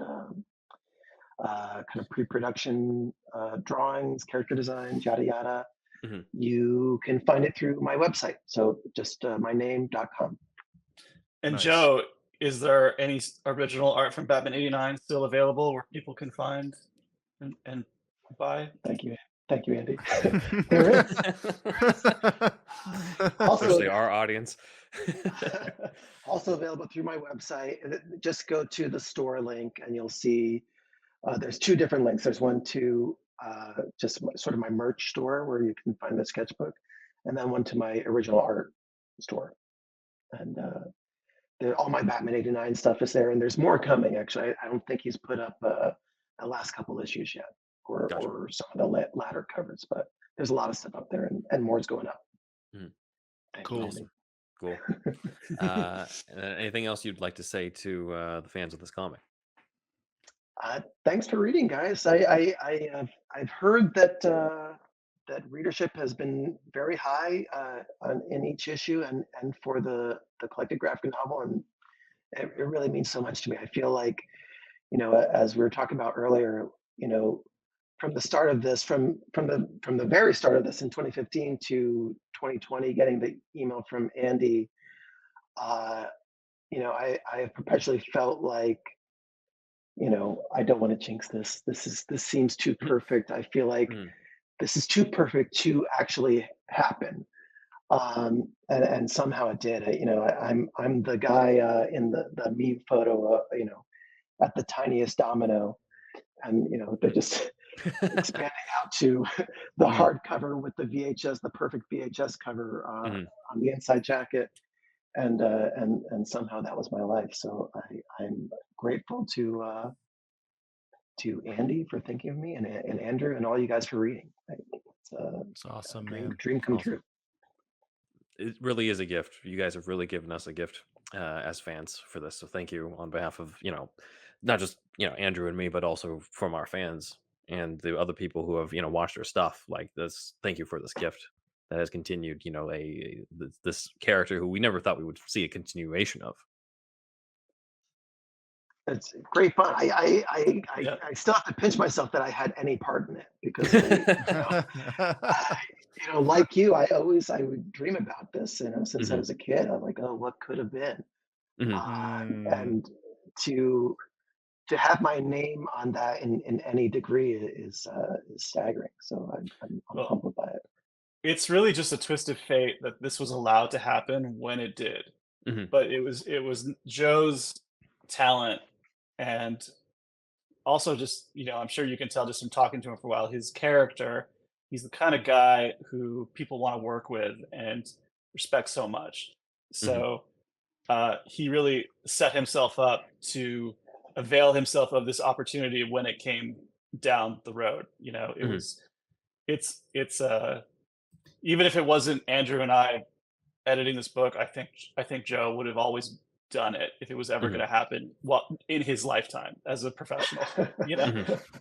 So I think he's sort of the heart of this book and this team, and I'm just I'm as proud of this as anything I've ever worked on. Thank you, Joe. Thank you, Joe. Well, awesome. Thanks, guys. I'm gonna get some sleep. Okay, man. Thank you. I'll watch Andy's part. Later. We'll stay on with Andy with a couple questions we have, and then but yeah, thank you. All right. Thanks, man. Cheers, guys. Take care. See you later, man. Bye. All right. On to the All next right, part. continuing forward, I guess. So yeah, a lot of the fans were curious about the delays in between the issues this year. Could you guys speak on to what led to these delays? Actually, I realized I made a mistake. We should have asked Joe, because I realized Andrew, you said that you were off after the first issue. I think Joe got COVID. Okay. I hope that's not revealing any personal medical information. I remember he publicly revealed that on social media. That probably happened. Which happens to a lot of people in a lot of comics. Yeah. It was a pandemic. Yes. It was everywhere. Yeah. Okay. I had to record a few episodes with me under COVID. Yeah. Just recently, last couple. So it's hit everybody. That was your round 2 of COVID, right? Yep. Yeah, I've only gotten it once myself. So far, knock on wood. All right. So it was COVID. Next question is, even though he was Joel Schumacher's choice for the Riddler for Batman Forever, a lot of fans associate Robin Williams with a Tim Burton style Riddler. Was that ever something you considered for this comic? That's a good question. I honestly don't remember us talking about the Riddler at all. Okay. But within the sort of rules that we established, we could have done something with the Riddler because we were only treating the Burton films as canon. So everything that happened in the Burton films happened. And we can't contradict anything from it. Like no characters come back to life or can't bring back Joker or Penguin. Right. Nothing like that. And all those things happened. Like Batman remembers all those things happening. So yeah. No amnesia. So right. So and the city remembers those things happening. So yeah. But by those rules, we could have done something with the Riddler, but honestly, I don't think we talked about it at all. I think we were all really zeroed in on Harvey from the start, and because there was just that unfulfilled promise of Harvey from the first film, and it felt like that was, as fans, that's what we wanted, and we also thought there was a story to tell that I think felt relevant to that moment, because if you remember, 2020 when the book was being created and coming out was the biggest civil rights protest I think in American history, or one of them anyway, just like across, like through the whole summer. It wasn't just one thing. So the themes that sort of organically came out of world building, working backwards from the mechanic and working backwards from Billy D. Williams, like very naturally, like sort of created a world for the story to take place in. And I don't think the Riddler ever came up. But I do remember now that Robin Williams was connected to that. I don't know that it was so, connected that we would have gone in that direction with it. Like Billy D was in the movie, like we had exactly. Michelle Pfeiffer's in Returns. Like it's Right. at that point you already have your villains. You don't need like Riddler at that point. Right. But like what I mean is like I don't know if we had put Riddler in the book, it would be a Robin Williams inspired Riddler. Because he wasn't in the movie. Right. So I think we probably would have created our own version. But I don't know. It's honestly didn't come up. Not that I recall. But it's a good question. Gotcha. Okay, cool. Yeah, definitely. We were definitely curious about if that was something that was considered because of how popular that idea is, and we have our last guests are fans who kind of had created their own Burtonverse comic before this was even announced. That played around with the idea of the Robin Williams Riddler. And stuff. I didn't know. But it's their own take on stuff, and obviously they didn't know this was happening, so it's kind of cool to see like they naturally took a direction that was different than what this comic took anyway. So now it's kind of like, well, if you want an alternate version of another continuation, you can check out them, and then if you want to check out the Harvey Dent stuff, you can check out this one. Like it all fits together. Well, ours fits more than others. Oh yes. But For sure. I actually, when you heard today, if any of you watching this are aspiring comic book creators, especially artists, what you heard Joe explain in a very drawn out way was doing fan art works. Get your stuff out there, get your visions of characters out there, and editors are online, like they're looking for talent. There aren't enough books to put everybody on. That's just there's never going to be enough jobs. But I can't even tell you how many people I noticed because they had done a character I was working on. I was like, that's a great version of that character, and I remember them and I write them down. I put them in a folder, and you never know. So, I'm all for fan comics and fan art for sure. Nice. That's awesome. All right, my cat just knocked everything over. Hold on. A cameo from Alfie? this cat for once. All right. So, I mentioned earlier when we were recording that I think we knew early on that we were going to kill Gordon. Do you want to hear about that? I was going to follow up with that. Yes. Oh yeah. Okay. I remember thinking, because I was studying the films, and I remember thinking like they really didn't do anything with Mr. Gordon in those in those Burton films. Thanks for saving the day, Batman. Yeah. Collect my check. And I thought, well, we could try to build up Gordon, or we could actually make his character have some sort of pathos effect on everybody else if we killed him. Because I think they've already gone 2 movies with this guy and we don't really care, so maybe we can use him for this sort of utilitarian drama purpose, and by having him killed, we can make Harvey more of a villain. We can have Batman have a reaction, and if we do this Barbara thing, which we were still toying with at the time, then we can create an arc for Barbara that maybe even can continue one day. Like we didn't know, but we certain things like you just see like, oh, that's something that could be followed up on one day. And I think that is, I could be wrong. I think making Barbara a cop was my idea because I liked the idea that she was in charge of the Batman research because she was a librarian in her history, in her mythology. Yeah. So we didn't want to make her like a gun shooting, like SWAT type of cop or detective, wanted it also to fits stay... into with Batman Beyond, with like she eventually takes his place. So like, that's right. That felt organic to me too. Yeah, that's what I was thinking as well. That wasn't on my mind, but I'm sure it might have been in my subconscious. So I know all that stuff really well too. So yeah, I think there was this idea that she and her dad didn't see eye to eye about Batman, and that was a way to create some drama. So that was only one of the few beats I think we had early on that we were all sort of excited about doing.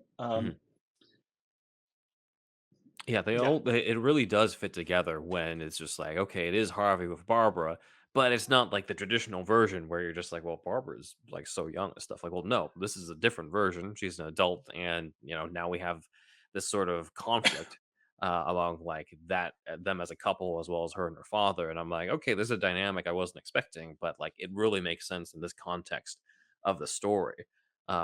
And then in terms of Gordon's death, I mean, when I got, it was a shocker for sure. But then, in thinking about it, it really does enhance the stakes, the personal stakes of, what Two-Face is doing and the fact that he's even further down, down the dark road at that point. As he says, and as you brought up, like he didn't even flip the coin when like your stuff is bullshit, like you said. So like it really does enhance that.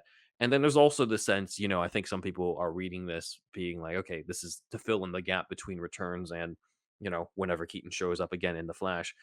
Pat Hingle unfortunately passed away years ago. So, like, he's never going to reprise this role ever. Like, you could shut the door safely on that. Marlon Wayans, according to Instagram, is still interested in whatever scenario of him fulfilling the role of being a, Robin, Nightwing type character in the future. So like that door could potentially still be open. Billy D. Williams is still with us, could voice the character again like he did in Lego Batman, but like Pat Hingle's not around anyway. So like to me, like the door closing on this version of Gordon made a lot of sense, especially with the conflict that's set up with the story.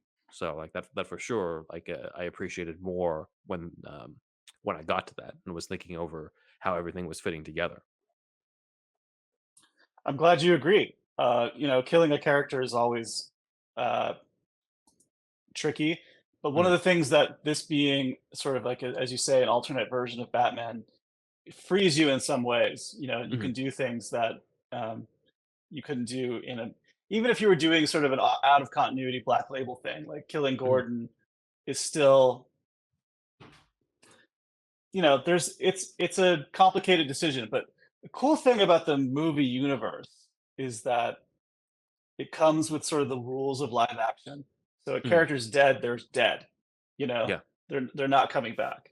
And so I think readers of Batman '89 maybe felt, even though this version of Gordon wasn't, a very involved character, involved in the story and involved with Batman in terms of their relationship, that's something where a death can actually have some genuine shock, some genuine sadness, especially if you establish the other characters well, which I think they did very much. Like, we, I say they because they executed that storyline. Like, I helped conceive it and construct it, but they took it. They actually built the railroad. They did that, and I did it in a way that surprised me too, because by the time I got to there, in my reading of it, Gordon, by that point, they had actually done a pretty good job of building him up as a character. So you felt it even more, I think, because like as I mentioned, my idea was sort of utilitarian. It was like, if we kill Gordon, this is what we get out of it. Right. But they still got that, but they also made you, I think, care quite a bit more than I think. I think in my head it might have taken place earlier in the story. But the way they did it, I think, was very, very good. It's really the addition of Barbara that really helps sell that. If without that father-daughter dynamic, I think it's less of a sting.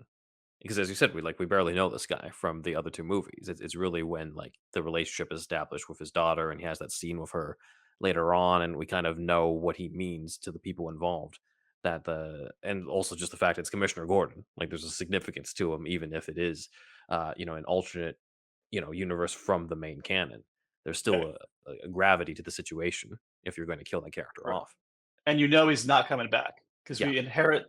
Even though it's a comic book, and I think we use the comic book language in ways that the movies can't, it still has the rules of the movies, I think, for the most part. Like even the physics of the movies, even not to say that the physics in the movies are real, but they have their sort of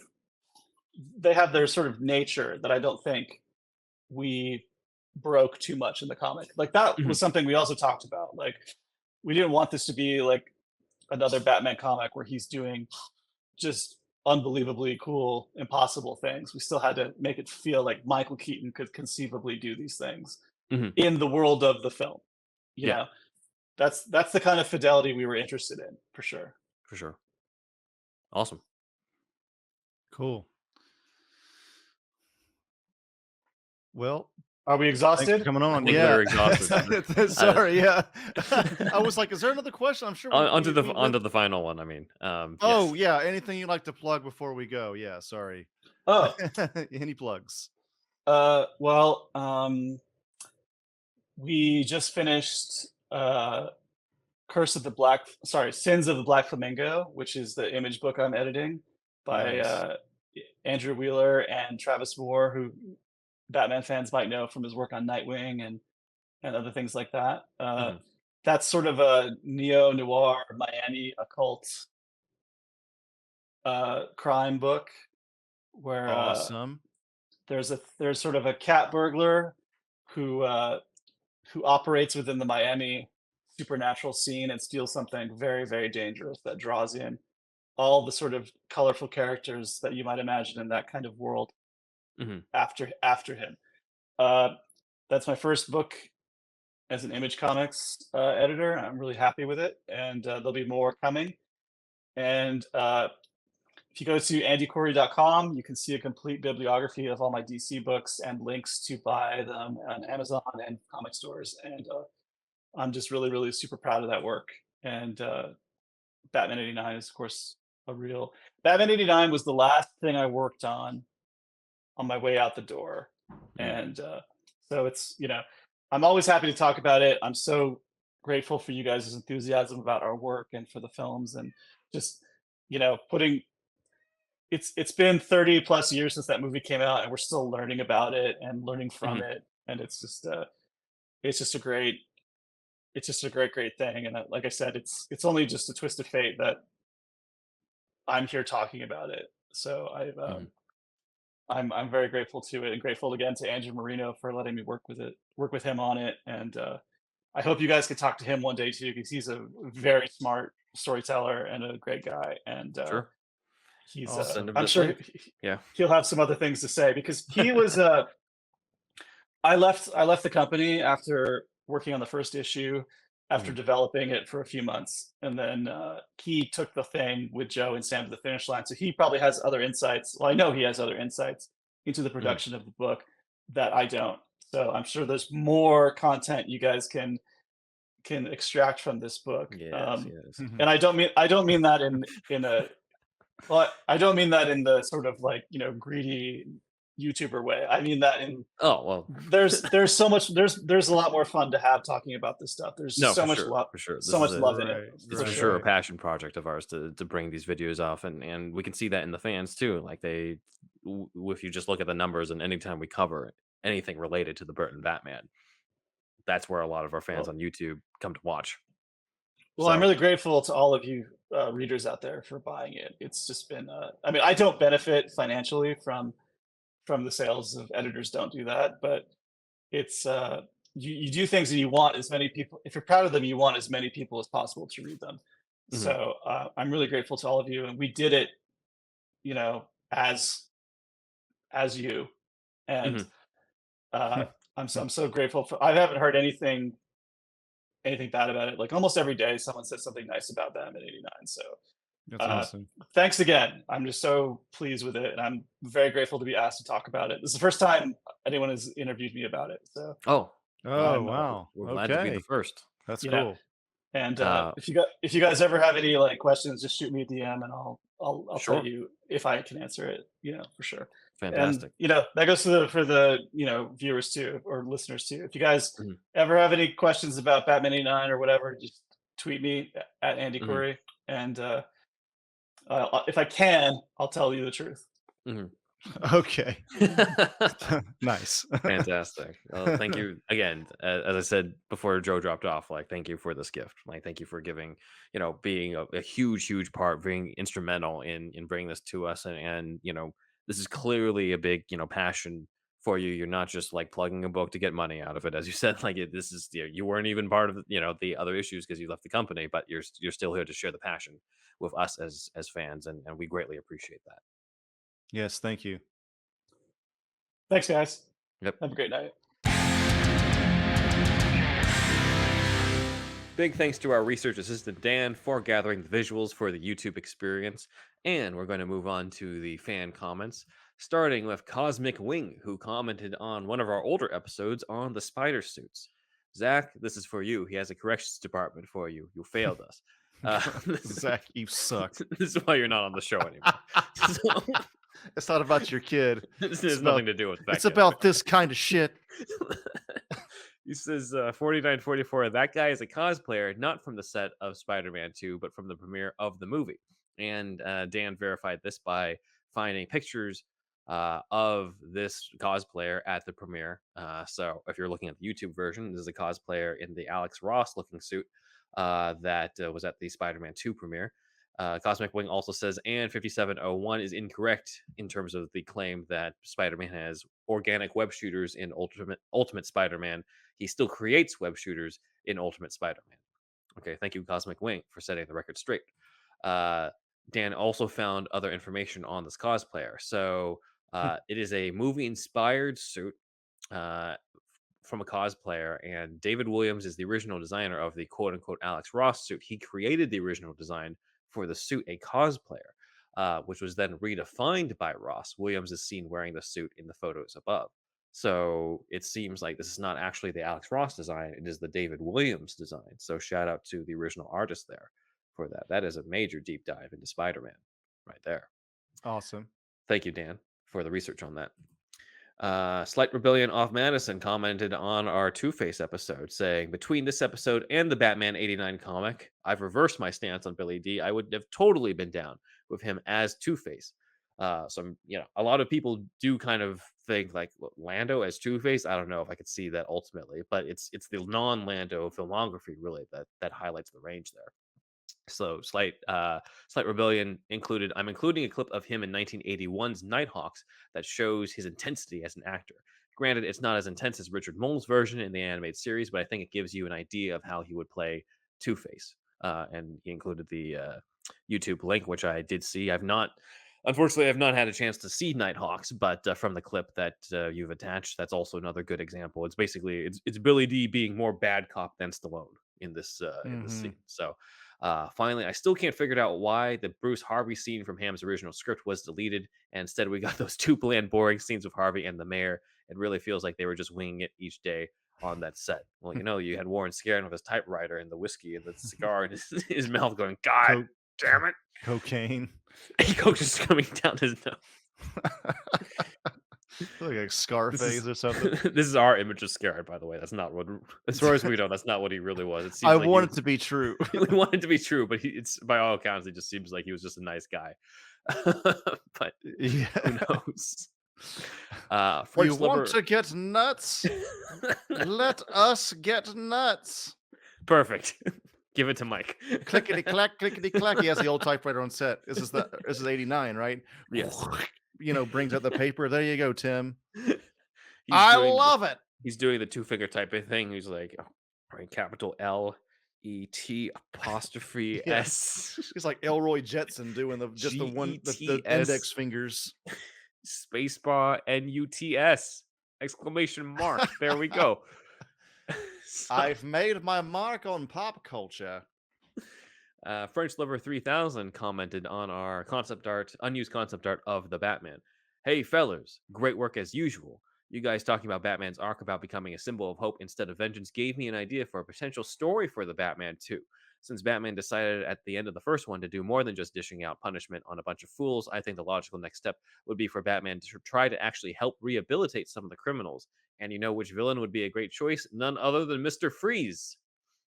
Especially if they go the same route of the character as the classic Heart of Ice episode from BTAS. But what do I know? I'm not a professional Hollywood screenwriter, but just a possible direction Matt Reeves and company could go. A lot of people don't like to acknowledge this, but Mr. Freeze in Batman and Robin is, I think, the only Batman villain on screen to be rehabilitated by Batman on screen. So, right. We've seen a form of it, but I'd like to see, the Pattinson Reeves version of this for sure.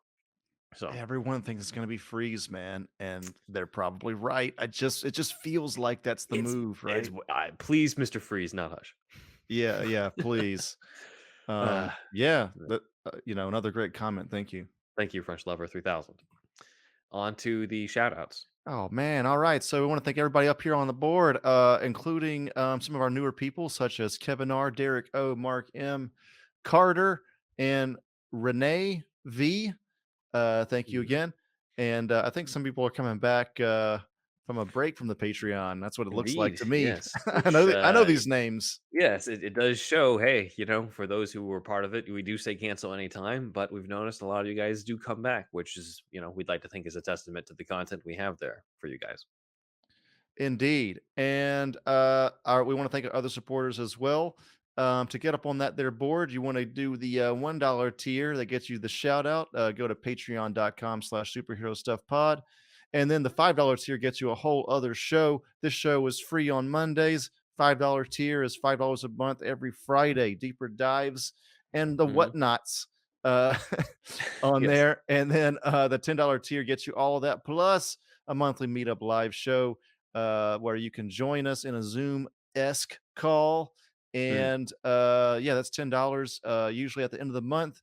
And you can join us and we have like a conversation and a topic at hand and things like that. So check it out. Patreon.com/superhouse or superhero stuff pod. And our superhero stuff merch, Redbubble and Threadless. So check that out. We still have stuff there. Some of it's not there anymore, but anyway, this is funny every week. Yes, I do doing merch. Ben Man, indeed, Wizard Zacula. If you know who Zacula is anymore, sad, but he's gone. Anyway, artwork by Stephen Santa Cruz. Please send us some audio to superhousepodcast@gmail.com. I'm Thunderwolf Drew on Instagram and Twitter. Thunderwolf Lives on YouTube is my other channel. One of my other channels. I got a lot going on. ThunderwolfDrew.com is my portfolio. AmanoRecon.com. That is AmanoRecon.com. This awesome poster, ZacharyJacksonBrownArt.com. This is an R-rated Power Rangers meets Stranger Things idea. It's not a fan film. That's just a quick pitch. It's not a Power Rangers fan film, but if you see it, you'll know what I'm talking about. So we have it's an Indiegogo campaign, and it's going on right now. Link in the description. Please donate. If you can't donate, perfectly fine. But if you could share it, that'd be awesome as well. Share out our link, do an Instagram stories, or put it on your Twitter or your Facebook or something like that. That would be awesome. You'll see new info. I can give you some new info. There is a little bit of the alien abduction movie Fire in the Sky. If that came out in like the early to mid 90s or something, that's based on a true account. So there's an alien abduction story in this as well. Men in Black was also kind of a influence on this. You can see our villains in this are Men in Black. They're evil Men in Black. So try to give out a little bit different info every time I talk about this. So that's it. AmanoRecon.com. AmanoRecon.com. Please check it out and check out the Indiegogo campaign going on right now. And then the last thing I need to talk about is Gaming Gaiden. It's a podcast about gaming, video game translators, and if you've ever been interested in how a game makes it from Japan to the rest of the world, if it wasn't for these guys, a lot of these games would stay in Japan. Of course, there's American developers. We're not talking about them, but like Street Fighter and like every Japanese game ever, without these guys, it would stay in the country. So it's they do us a service. So we do a deep dive with them and interviews with them and what's that job like. And we also have interviews with Electronic Gaming Monthly magazine writers. If you're an old school 90s gamer, you'll know what I'm talking about. But anyway, that's it, Ben. Shout out to Comic Capital on Instagram, as well as the Everything Entertainment Club on Clubhouse for your support. You can follow us on social media on Twitter at SuperhousePod, which is how we contacted both Joe Quinones and Andy Khouri. On Instagram, Superhero Stuff Pod. TikTok, Superhero Stuff Pod, Vero, Superhero Stuff Pod. My website is benwanrider.com, where you can read a whole variety of different scripts, including Gotham Vampire, a Gotham script where young Bruce faces off against the Golden Age villain, the Mad Monk, as well as my spec script for Elementary called The Death of Sherlock Holmes, a modern update on the classic story, The Adventure of the Dying Detective, and Curb Your Enthusiasm, Disneyland, the Curb Your Enthusiasm episode they could never make, where Larry goes to Disneyland and hates it. My YouTube channel is in the description below, where you can also check out Doctor Who, The Ronin of Time, an audio drama I write, narrate, and edit. The Eighth Doctor meets Miyamoto Musashi in ancient Japan. My personal Instagram is benwanrider. My son, who did have a cameo in this because he destroyed things on his way over to talk to me. The fruit of your loom. The fruit, yes. Alfie Pennyworth cat, orange and white cat. Alfie Pennyworth cat, who dresses up in a bow tie every now and then. He wore it a lot recently for Halloween. So, well, you have to be formal every now and again, obviously. Yes, of course, especially when guests are over. Yes, he does not do any cleaning. Though, oh Lord, you can't be in shambles whenever your guests are over for sure. Yes, and occasionally his bow tie is backwards, but that's not always his fault. Actually, it is his fault, but still, he is a cat. He is a cat, and if you have a cat too, then you can get the Whisker Box, the only cat box for the crazy cat lady and gent. And if you don't have a cat but you have a dog instead, like Andy Khouri did, if you saw in his background, then you can get the Bark Box. Give your dog exactly what they want with the Bark Box. You can get the first month off free, valued at $35 with our promo link, which you can find at superherostuffpod.com/shop, where you can get all sorts of shit, including a Keaton Batman Funko for yourself. And if you're less interested in that and more interested in more deep dive type stuff, we also have superherostuffpod.com/show notes, where we have all sorts of links to different things that we reference throughout the show, all our different sources. So we're not just talking out of our asses on this. We have legitimate stuff, unless we actually say that we're joking around, like we did about Warren Scarrett and his typewriter and his Coke nose. That does not have a legitimate source. That's just us fucking around. But actual I quotes. hope we don't start an internet rumor with that shit. Is he still alive? Is No, he died shortly after 89. Okay. Oh, shortly after? Pretty shortly after. Oh, no. It wasn't a heart attack, was it? Hopefully it wasn't due to Coke. No, I don't think it was due to those things. Oh, no. Okay. We so, don't know. We don't know. Rest internet. in peace, Warren Scarrett. But anyway, yes, a lot of that stuff is over at show notes, or you're curious about some of these older episodes that we might refer to in this, check out the show notes. All that stuff is there over at superherostuffpod.com/show notes. And with that, that is the end of our show. And we want you to do us a favor. We want you to tell all your friends about it.